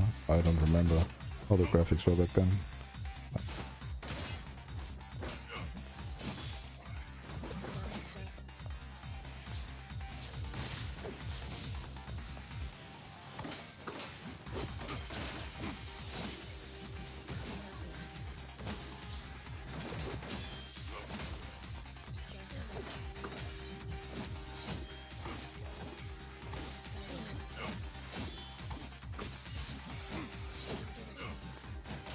It told me I can't leave until I'm done.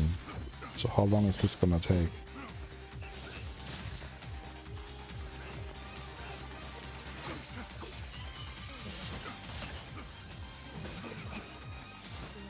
That's fine. It's fine. Just finish this and then I make them afterwards.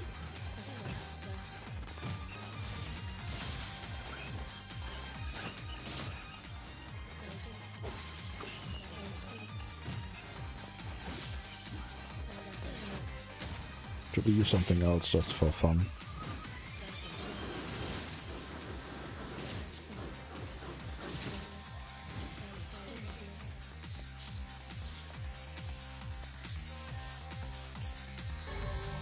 Maybe died.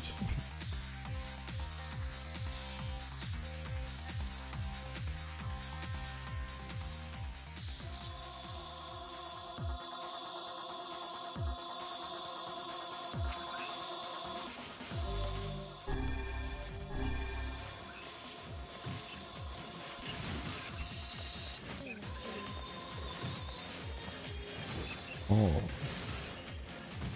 Stop popping away.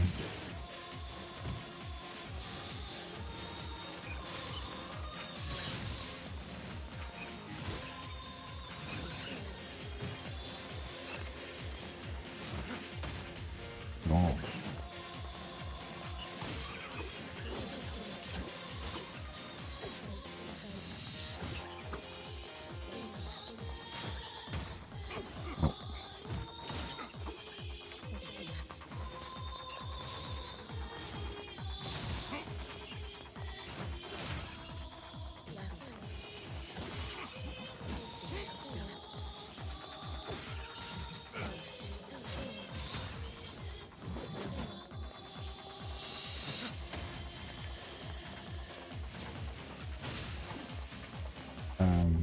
just want to change to my hand.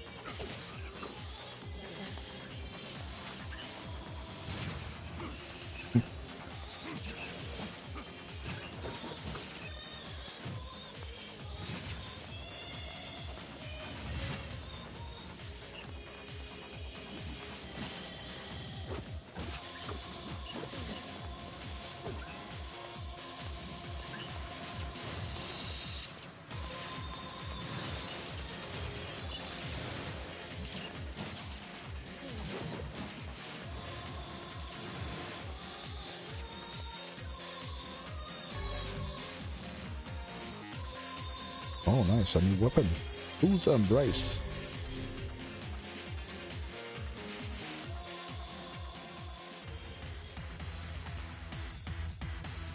Dragon's corpse.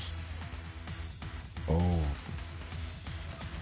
Okay, I was expecting the big guys again.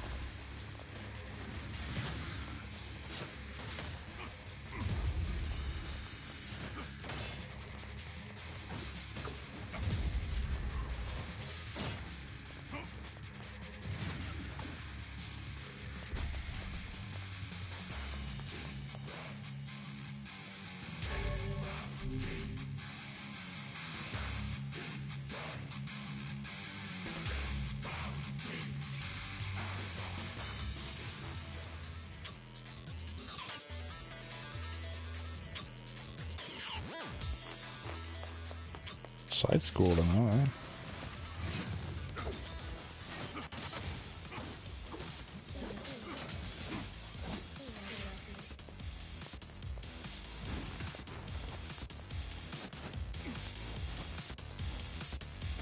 What? What? What? Why does he slide off?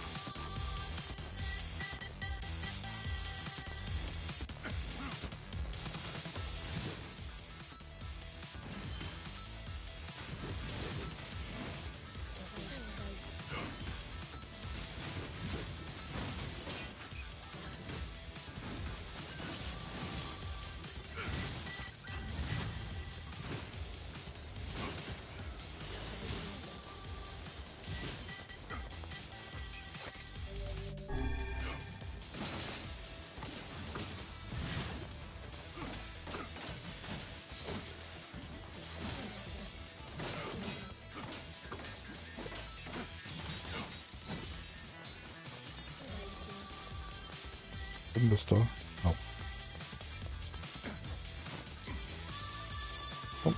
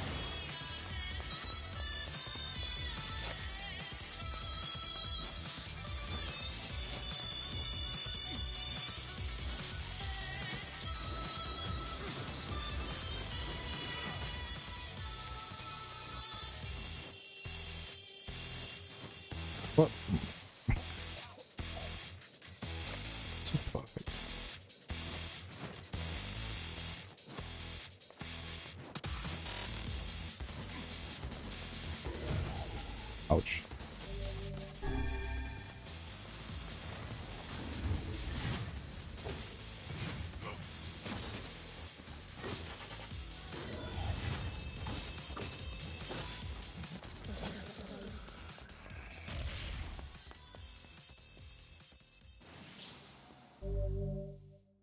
Kabuki outfit. Who's Kabuki? Is his name Kabuki?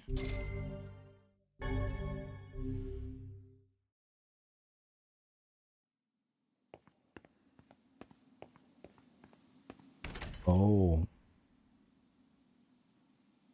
Multiple doors. Oh, okay. Yeah. See. Japanese armor, of course. Let's do this one.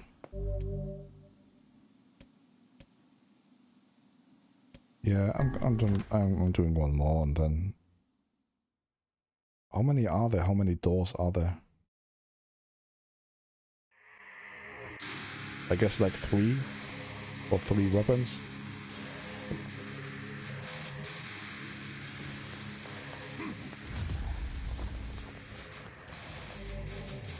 Okay. The following action is prohibited. Magic spewing bats. Well, that could have taught me earlier.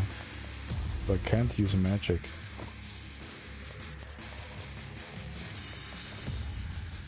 Oh. And he uses magic.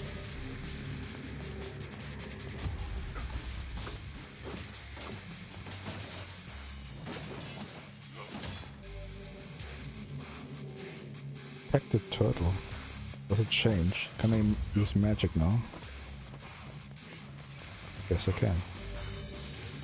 No dodging now.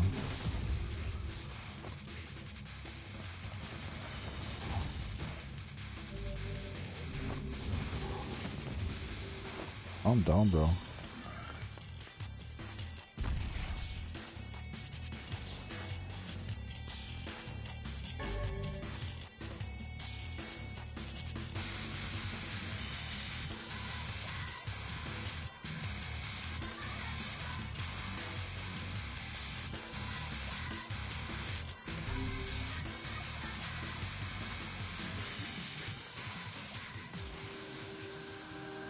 Oh ja, schon gut.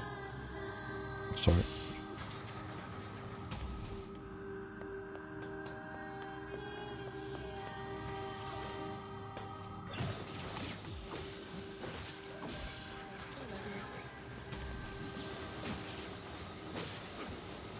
Holy hell. Jump, bro.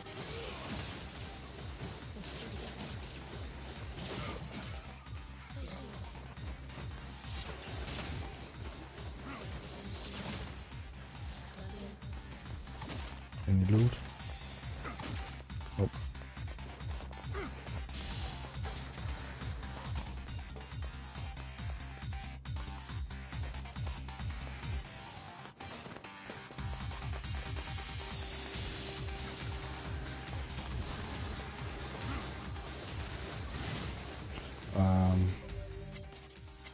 This calls for the whirlwind.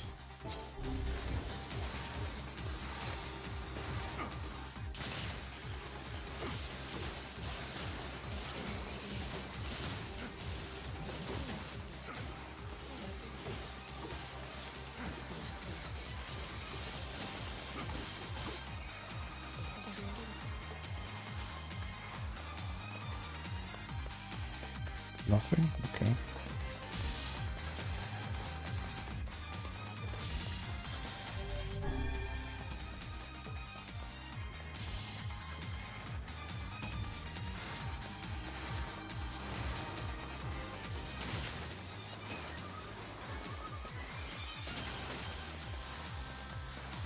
Just loot.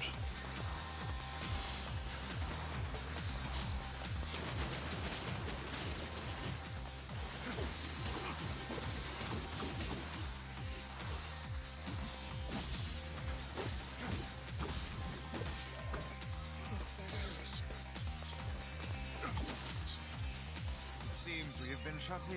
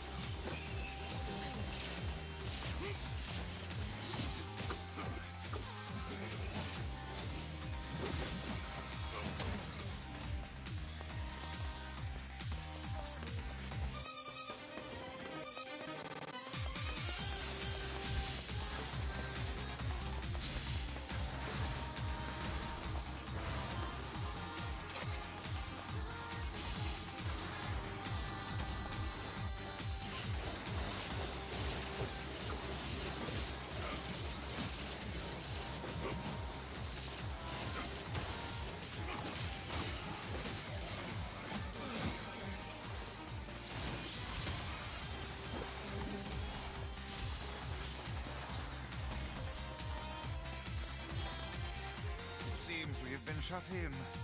Yeah. Oh.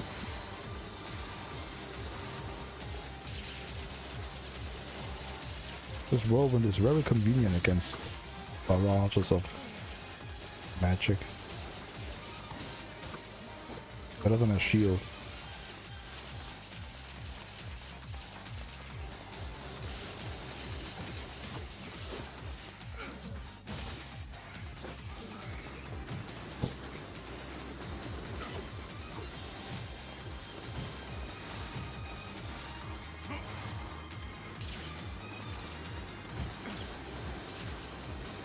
Come on, the armored one first, please.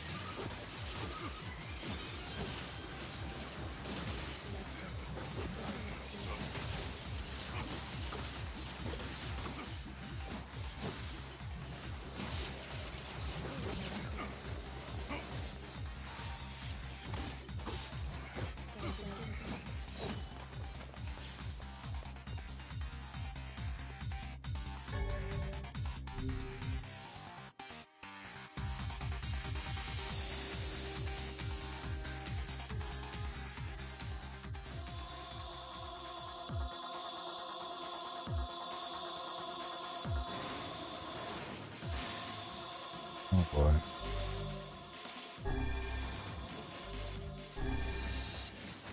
I know the perfect one for these as well, actually. I'll try this one.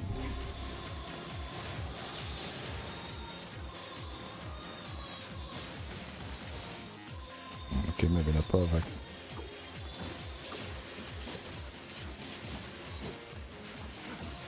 Mostly I would die with one hit, but I guess not.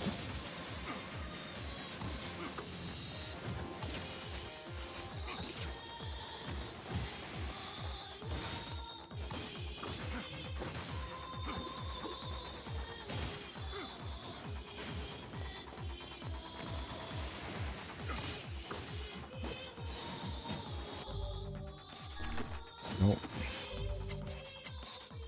And good old hand.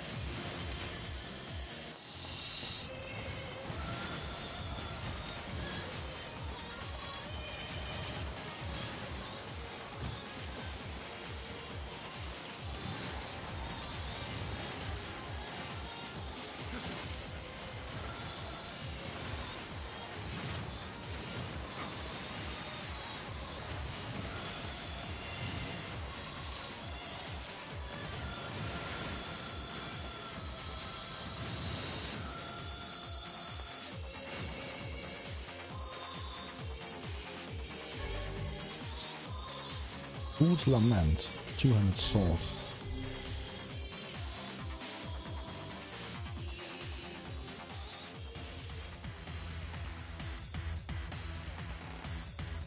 It's like Doom, the music.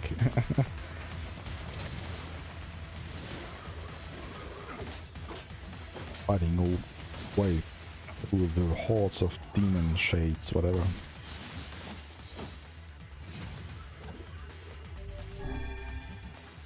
Only thing missing is a chainsaw.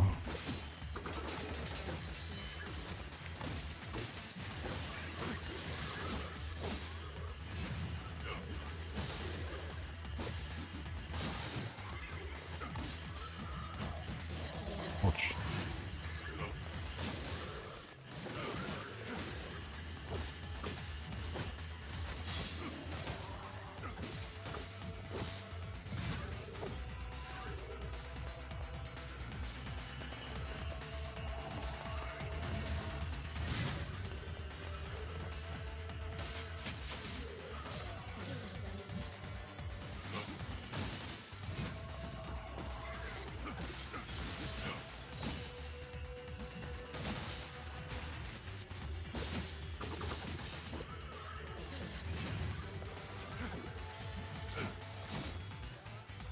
Come on, step in.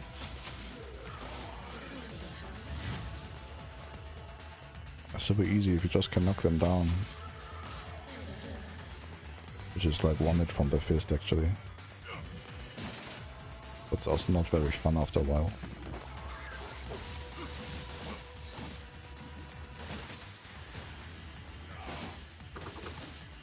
Oh yeah, not as badass.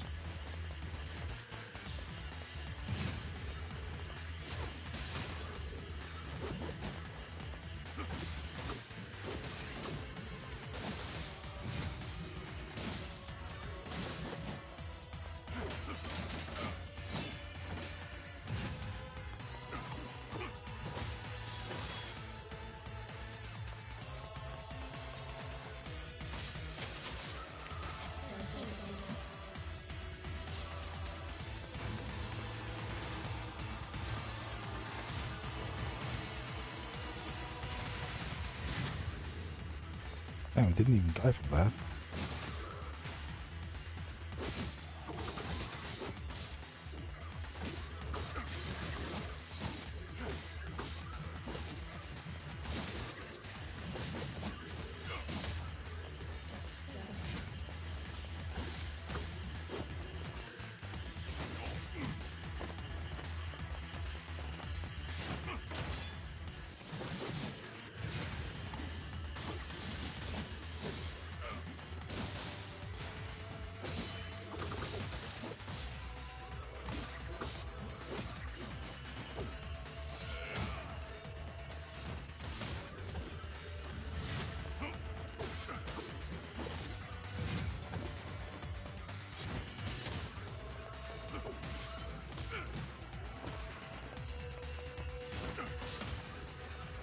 Jesus, this guy can take a beating.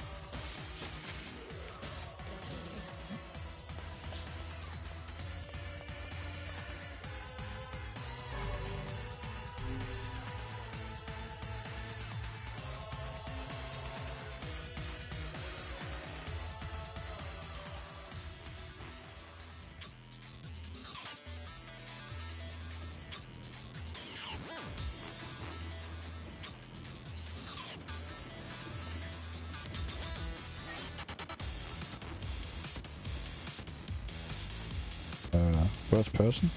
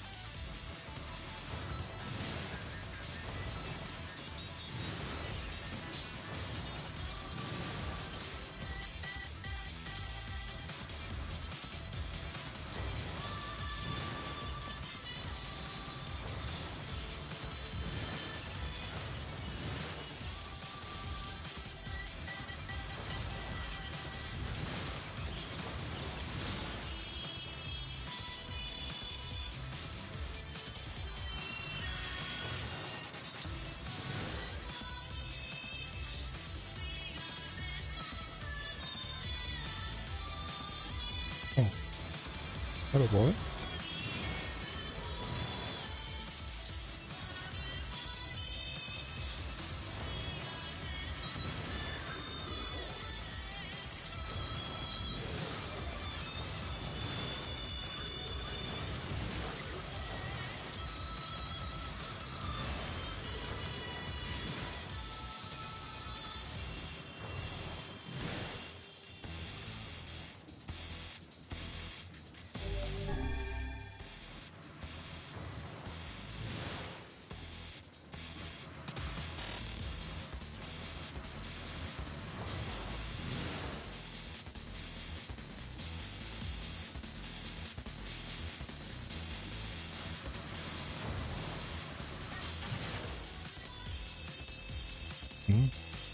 No enemies? Oh, down there.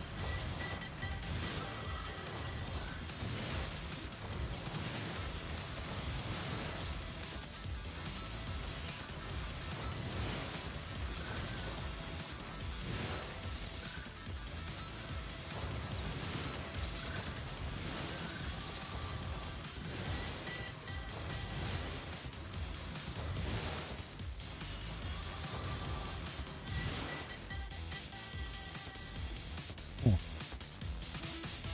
We done?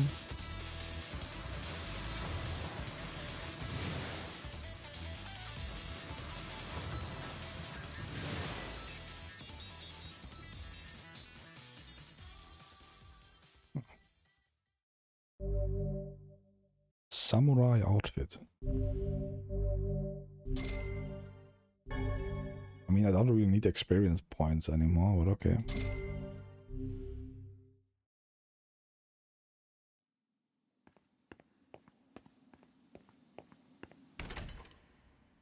Well. Door number 3. Right, give me 1 second actually. Be right back.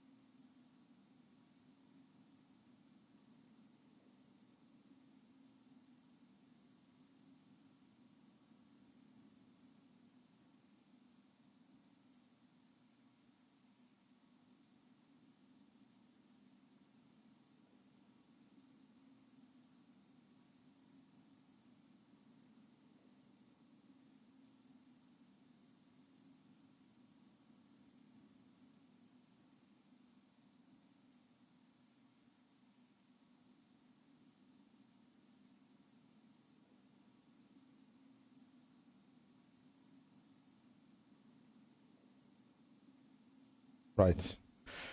Let's do the last one. Presumably the last one. How many did you do?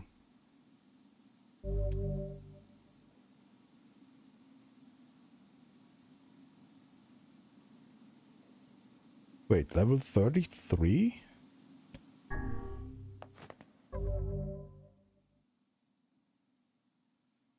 Oh, level okay, there's a new max level, I guess.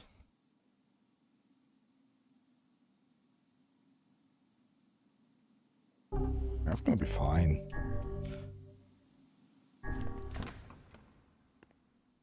One level difference. Okay. We can manage. Is it just like one boss now, or? Yeah, famous last words indeed. Oh.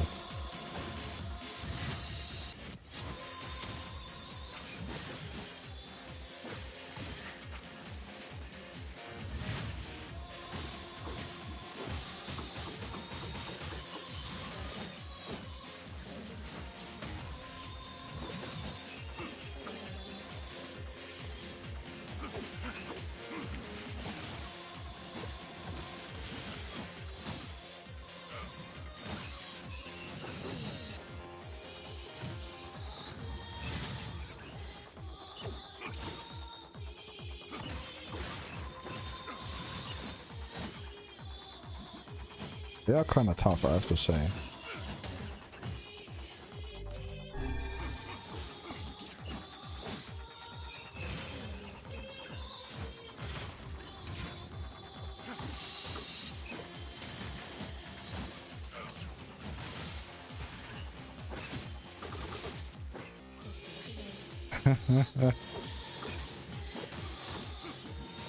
It's gonna be fine. It's just gonna take a little bit longer than usual. Oh, there's seafront, so this is like... Okay.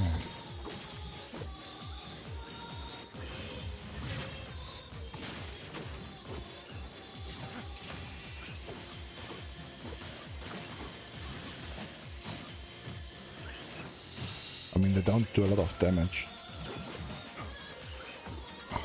I just hate the aim sometimes. It's just that they take quite a beating before they die.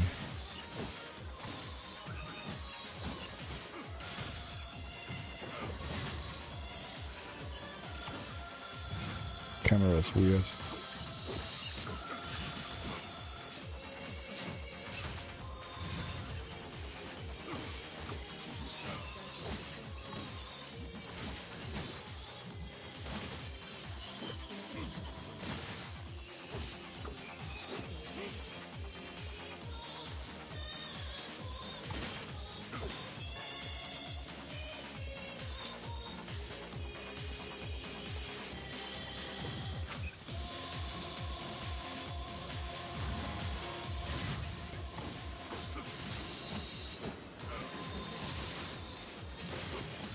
Holy.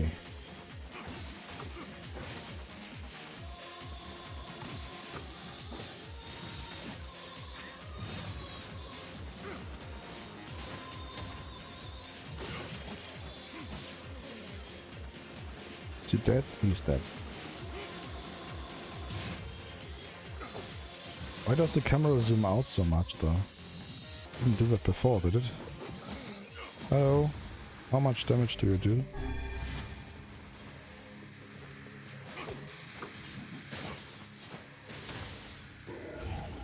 Not much.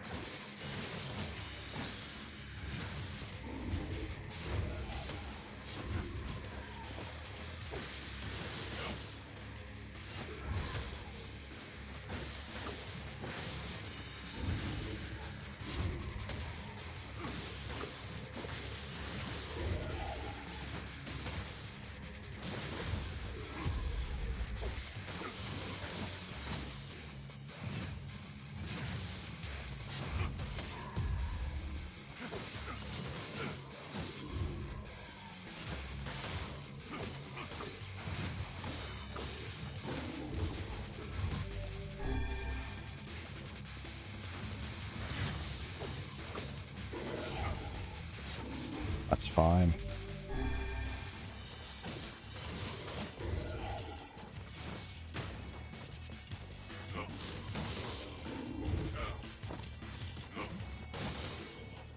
Like fucking Dark Souls, man. This is nothing.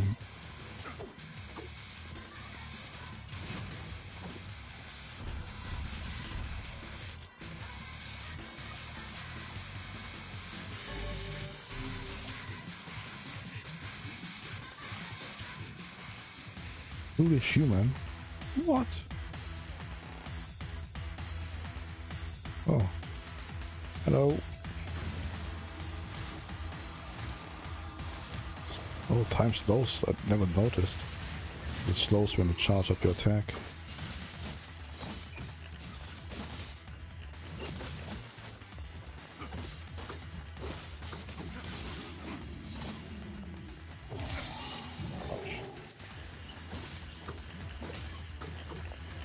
So I guess the trick is actually to not attack the boss. They're just, you know, there for your inconvenience.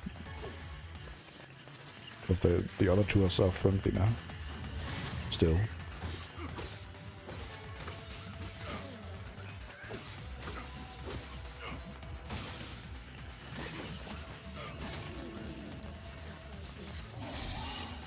Yeah, mate.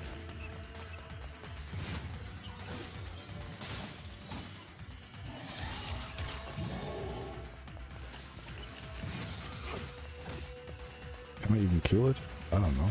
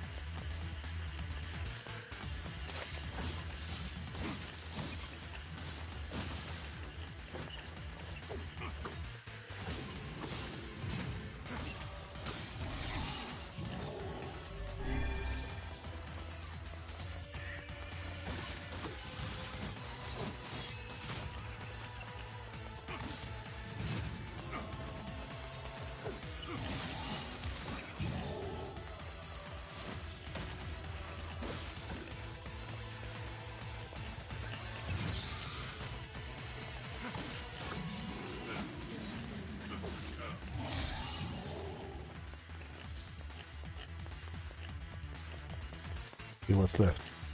Just those? Do I actually have to kill them now? Or yes, I have to.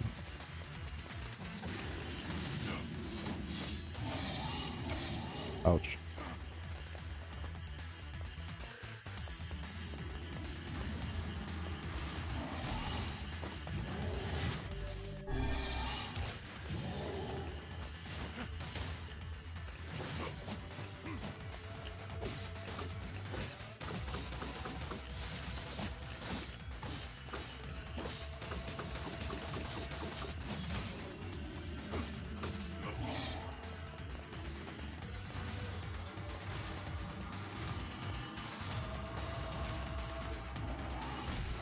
What? I dodged that.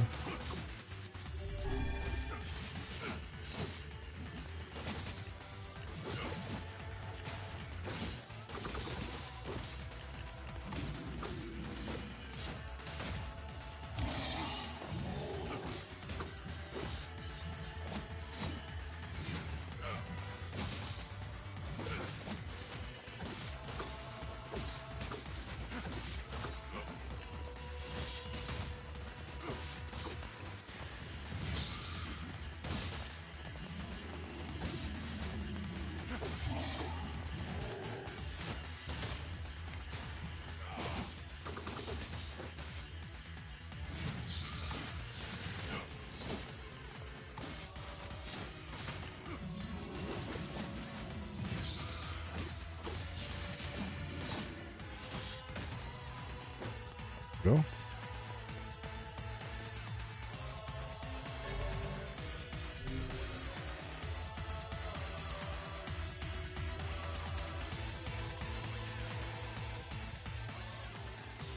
All this paid, all this sacrifice.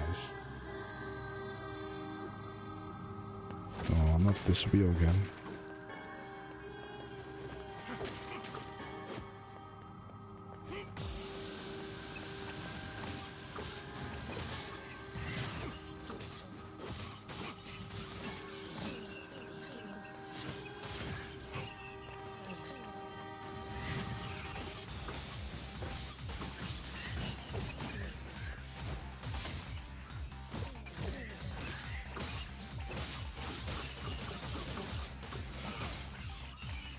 Getting overrun here.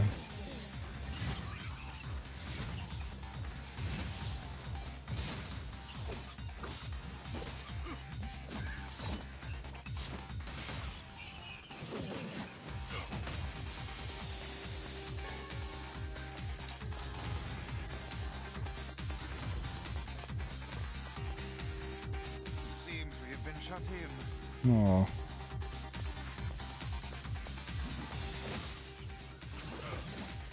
I think it's time for the whirlwind again.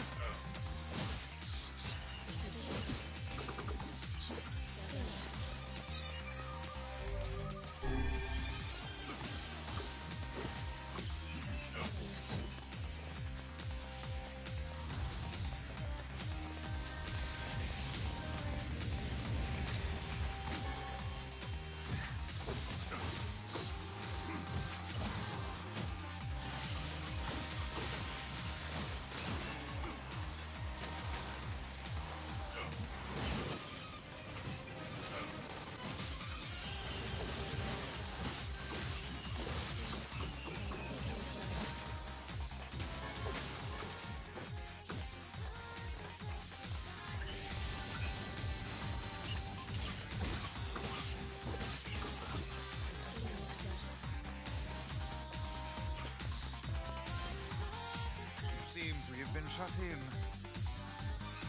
Indeed.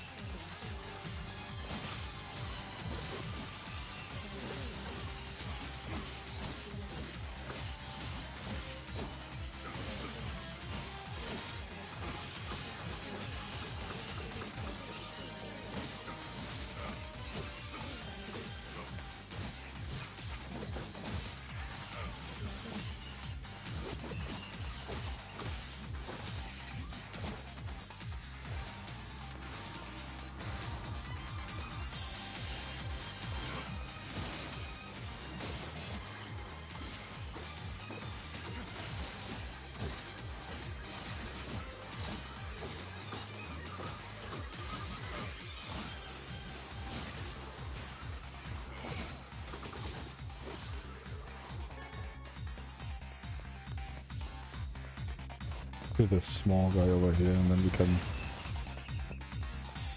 switch back the hand.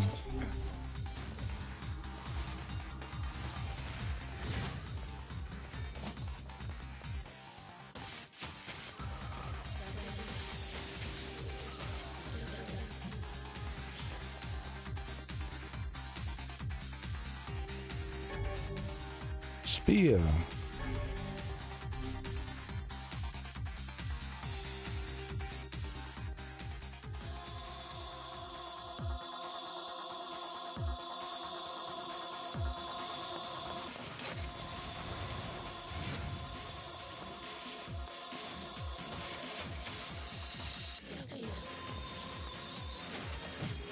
Ouch.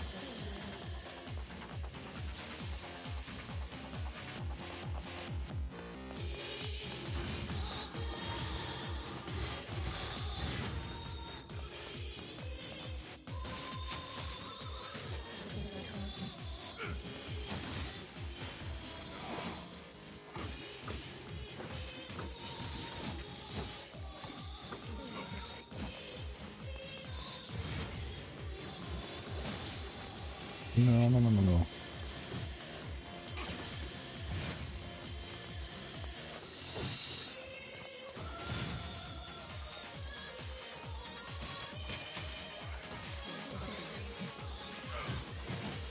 Ouch.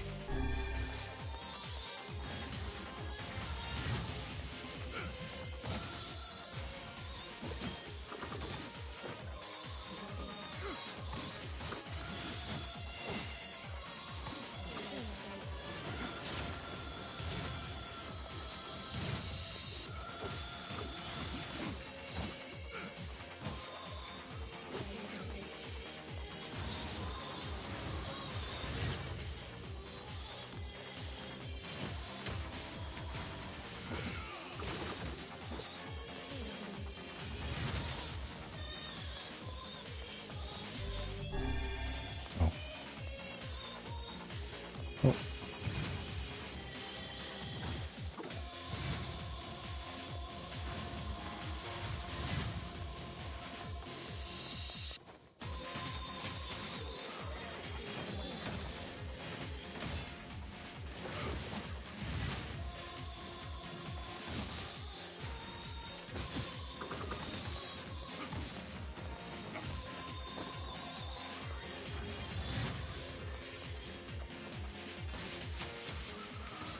Oh, boss time.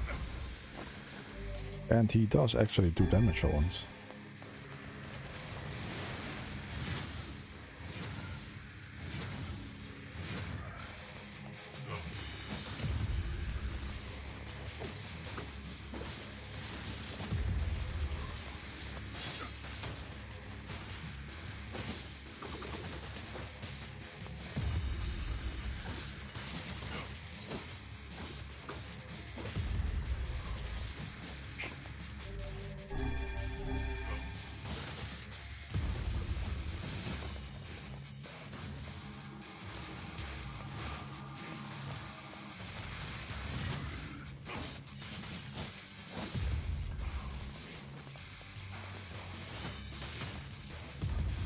Oh, too much to dodge.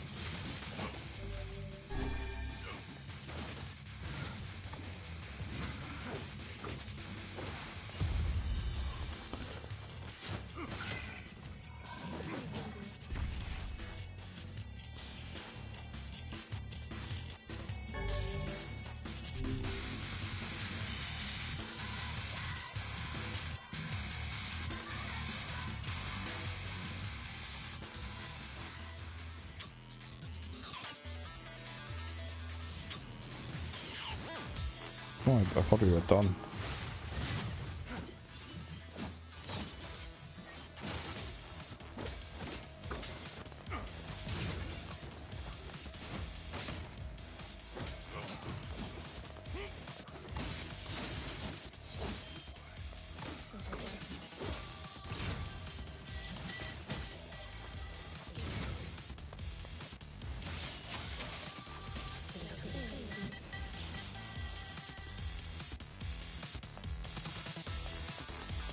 You want me to... can't make that jump.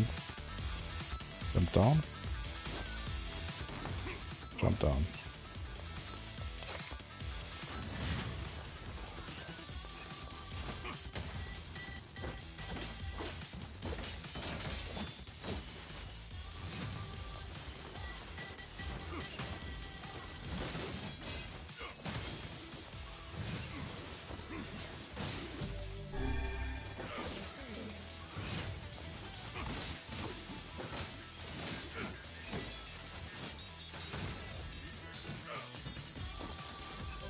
I need some more AoE damage again.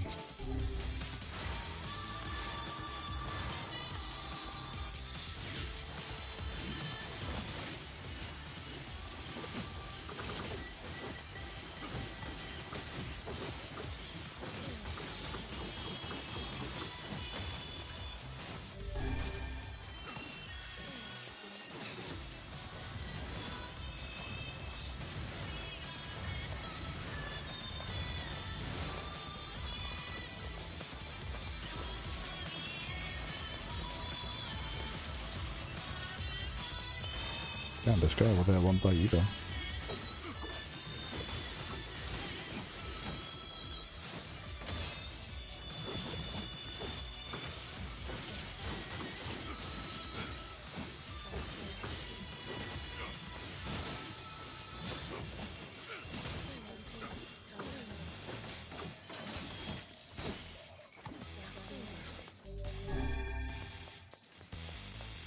Now to you.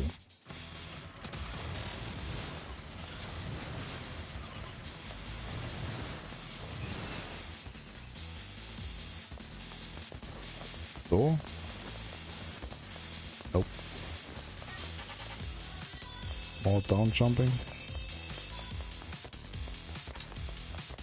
Let's see, yes.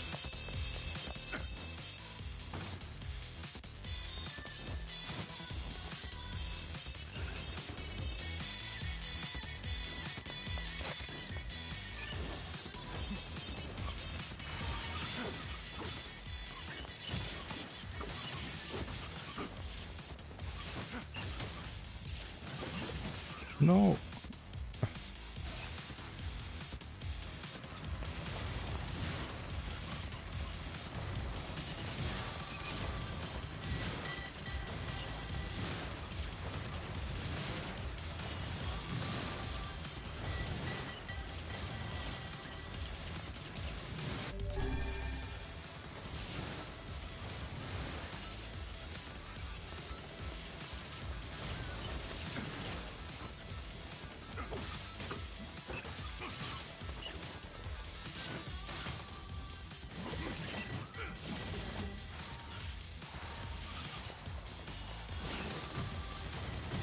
Oh, 1 second.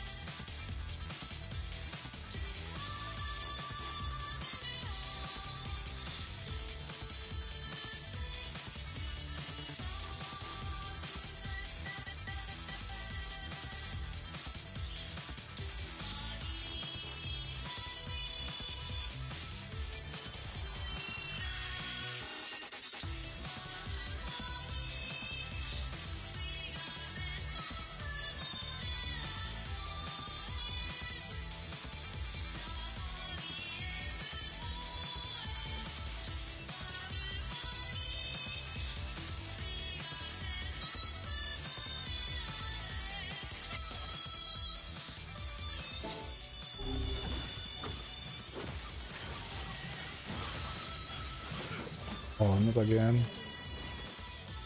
Man. At least they died as well.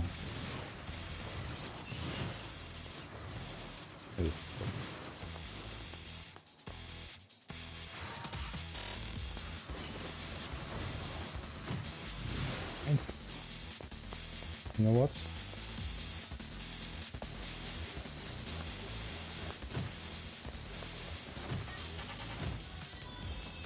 Fuck you. I'm trying to jump here.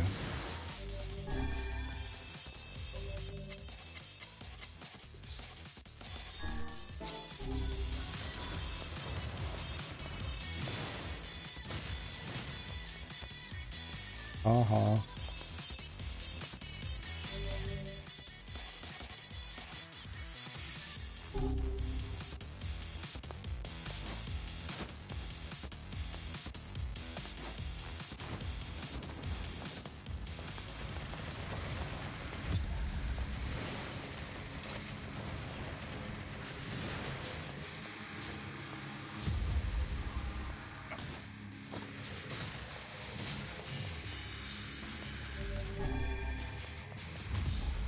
What? This feels like Taurus Demon in Dark Souls, like on that small bridge with that big guy.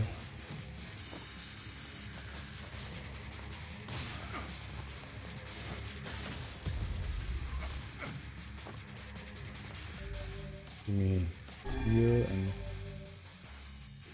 Oh. Fucking hell.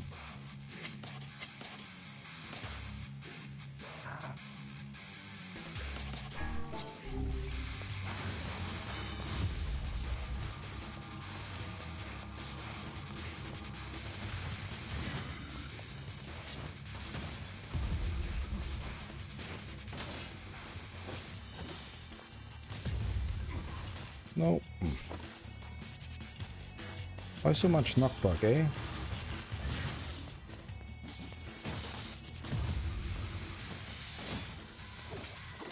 I don't know why I can't attack him from, you know, from the front, even though I'm like behind his shielding weapon thingy hands, whatever.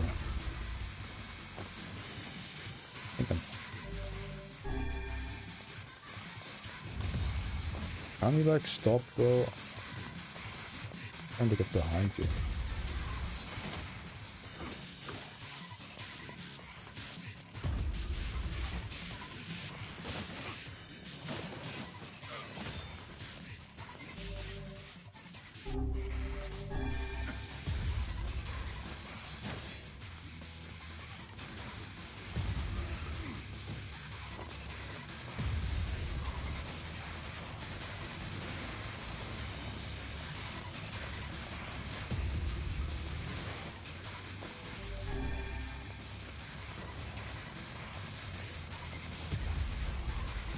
What?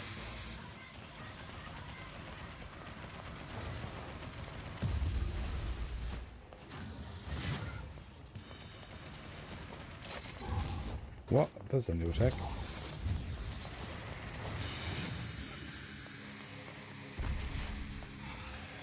What? Are you kidding me?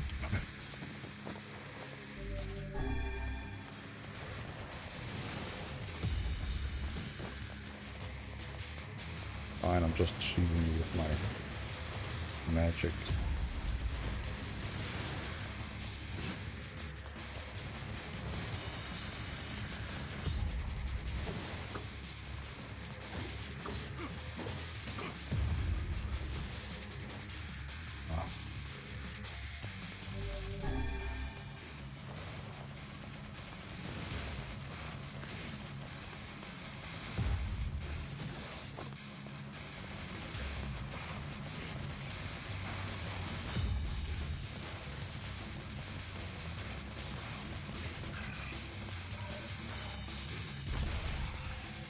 Another one. We might make the corpse go away so I can actually see what's going on. Thank you. Okay, he takes no damage from magic. Takes no damage at all. I take a lot of damage. Oh wait, he does take damage from magic. It just...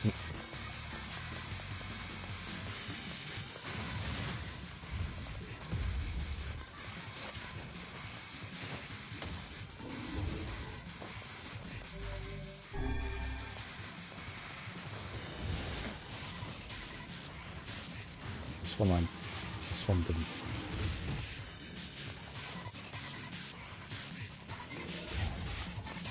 Just don't have special attacks though, like the fully charged ones. Doesn't take damage from melee as well. Seems at least not much.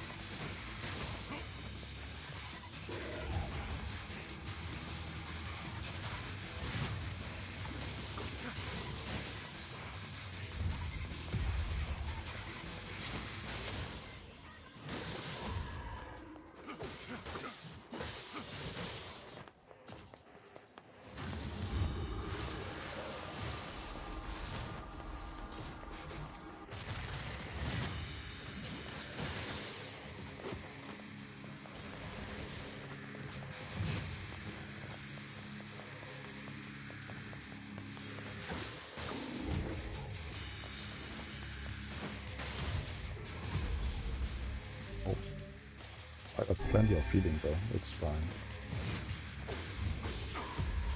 As long as I don't die.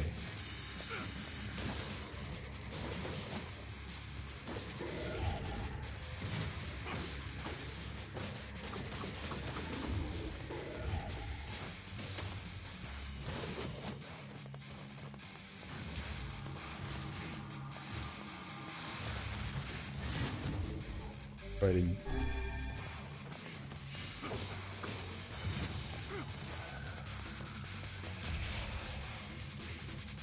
Here's the next one. What are you?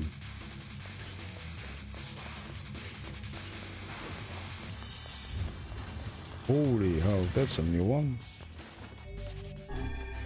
We're fighting.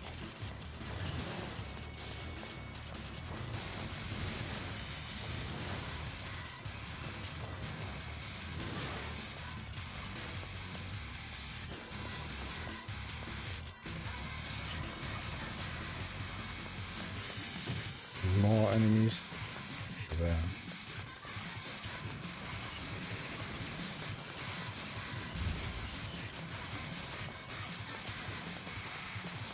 Right. Now to you.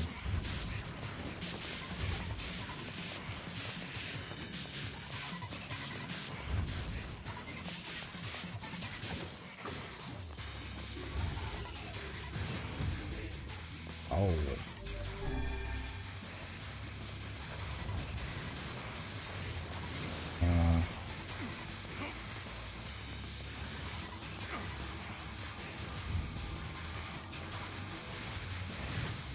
Jesus.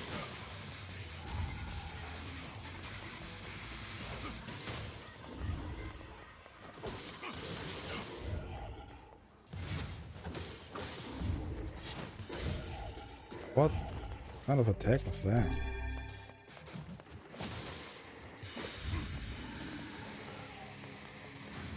I think I might be a little bit... This did damage. Oh.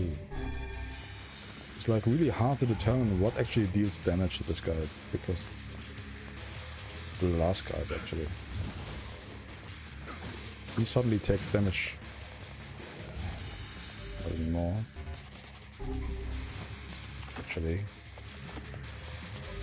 No. What the fuck map? I need to use the... Oh, stop doing the map. Spirit capsule. Come on. Trans capsule. Magic capsule. Everything. I'm on drugs now.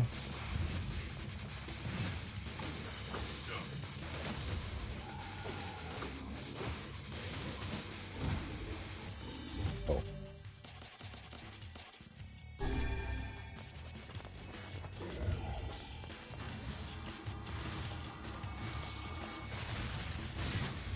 Holy hell, that's a lot of damage. But I still take a lot as well, even though I kicked in one of those defense capsules.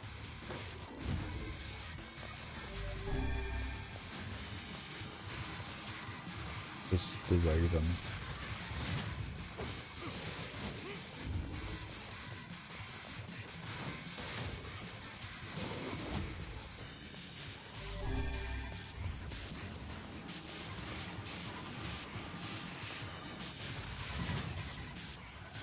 Are we done now?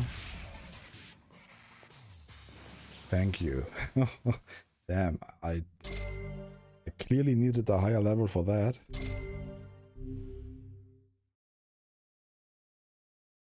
There another one? I don't really have time anymore, to be honest.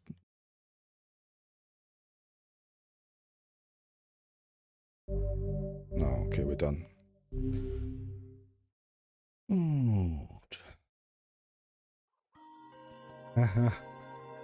Is that all? Nice, we did all of them. Huh? Is that the final entry of the diary? It seems that way. Oh yeah, the mother's diary. That's a weird diary, actually. Interesting. You figure anything out?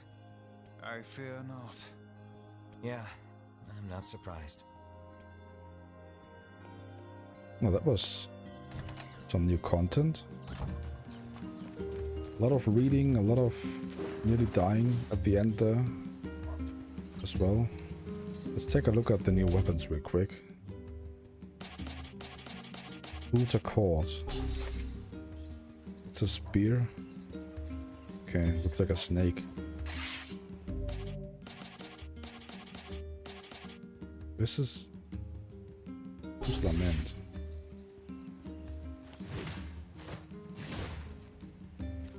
Oh, it sparks when you hit the ground. Was this always like this? I don't think so, it was. Oh, actually it was. Okay. And then we have the Fool's Embrace, which is a dragon as well. Huh. It's like some... What the fuck is that game again? Called Dragon something something. God. Reference. Phoenix Dagger. It's my... Inspector.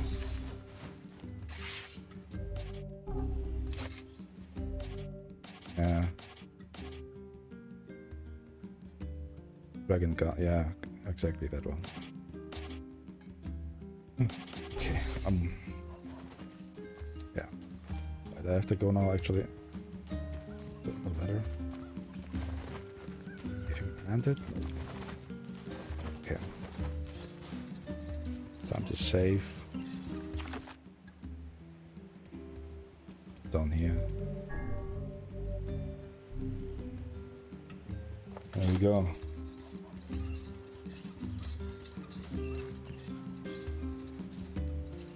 This went on longer than I actually planned, but I'm gonna have to finish dinner now, and then we'll see us later, I guess. No.